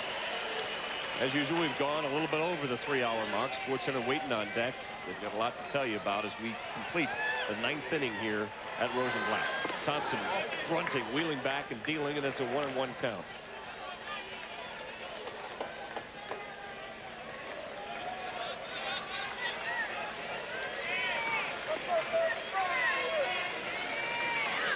Barry Patton fouls that one straight back. Patton is due. He has struck out 3 times. He did get a bunt down that moved the runners up in his last at bat, but he's down to 2 strikes now here in the 9th inning. Mississippi State's in the winner's bracket, trying to come back, and LSU and Doug Thompson trying to close them out. This is wide with that one. It's 2-2. Doug Thompson has been outstanding in this College World Series. He finished up the game against USC. He's now pitched 6 innings and allowed just 1 earned run. Thompson with a 2-2 pitch. Right through there. Patton up the middle. He knocks in a run, and it's suddenly a 10-8 game. Mississippi State is still alive. Barry Patton's first hit of the game after striking out 3 times and laying on a sac bunt is a huge one here in the top of the 9th, and Skip Bertman is going to come out for a talk on the mound. He may be going to his bullpen. Well, you got the left-hander Daps coming up. Now look at the fastball right here. He just stays with this ball and drives it up the middle. We've seen the hard ground. A lot of complaining about the high grass early. They've cut the grass down, plus the ground's dried up. So a lot of ground balls are going through the infield also. Not only just balls carrying out, but a lot of ground balls, and as a result, we're going to get a lot of runs. There you see Skip Bertman signaling with the legal watch that he wants his lefty. One of the problems when you switch players, and as Dustin Dabbs came into this game to pinch hit for John Knott, it means that you're stuck there with a left-hander. Maybe he wasn't signaling for the lefty. As Chris DeMoy continues to warm up in the left field bullpen, he's going to let the righty Doug Thompson try and close this game out against Dustin Dabbs. So apparently he was just positioning his infielders for this 9th inning 10-8 situation with a runner aboard. It looked like, Jerry, he moved his left fielder a little bit more towards the left field line. Dabbs has had a little bit of an inside-out swing. We saw him drive a ball to left field for a base hit yesterday. That's the inner half, and that's an 0-2 count quickly. He probably also was out there telling Thompson, go right after it. And he really has. LSU is one of the most emotional teams in college baseball, and they play with high energy. That was the starter, Randy Kiesler, now in a T-shirt looking on, hoping Thompson can close it out as he did against USC on Saturday. Kiesler was outstanding in this game. Brandon Bowe came out for a couple of batters, and it's been Doug Thompson ever since. Thompson, after getting ahead 0-2, loses his grip on Dustin Dabbs, and now it's 2-2. Well, one thing when you play with high emotion is trying to control it, especially for a pitcher. It affects your control on the mound with your pitchers. Dabbs fouls that one back. It's still 2-2. Deuce is wild. 2-2 count, 2 outs. Skip Bertman wants his team to communicate out there. This is the tying run at the plate, and Dustin Dabbs. A lot of tension on the Mississippi State bench. Well, Bertman's got signs for everything to his catcher, and no telling what that sign was. 2-2 pitch to Dustin Dabbs. Goes to the breaking ball, and it's hammered up the middle, and they're still alive. They'll hold the runner, and they've got 2 aboard. The tying runs are on in a 10-8 game in the 9th inning. That's College World Series baseball. Well, that was a pretty swing. Now, Skip Bertman elected to go ahead and let Thompson stay in against the left-hander. Now look at this. Nice rock back and just pop. He stayed behind the ball and drove it up the middle. And now you got your left-hander in the bullpen, but you got the right-handed part of their order coming up. You got Lauderhouse coming up here. You go to your lefty or you leave Thompson in. He decided well before this at bat that he was going to leave Thompson in. That is his go-to guy. And Josh West, who does a little of everything. He can pitch, he can play the infield and the outfield. He's come on to run for Dustin Dabbs. And so they put what they hope is a little more speed out there, because that's the tying run. Chris Lauderhouse is the batter. 1 for 4 in the day. He's popped up to third, singled and scored in the 5th. Lined out to dead center. And he's flown out to right field. Swinging on the first pitch. That ball is hammered at the warning track. The last out is pulled in by a guy who came out there defensively to play this inning. And there they are mobbing Doug Thompson as Byron Bennett makes the last catch. There's Randy Kiesler, who started this game and gets the win to move to 9-5 in the year. He pitched into the 6th, gave up 8 hits, 6 runs, and 7 strikeouts. So there's the winner's bracket winner, and tonight, the elimination game. Less than an hour from now, it'll be the USC Trojans against the Florida Gators. LSU, the 2-time defending World Series champs, have moved on with a 10-8 win over Mississippi State. For Dave Ryan and Harold Reynolds, I am Gary Miller.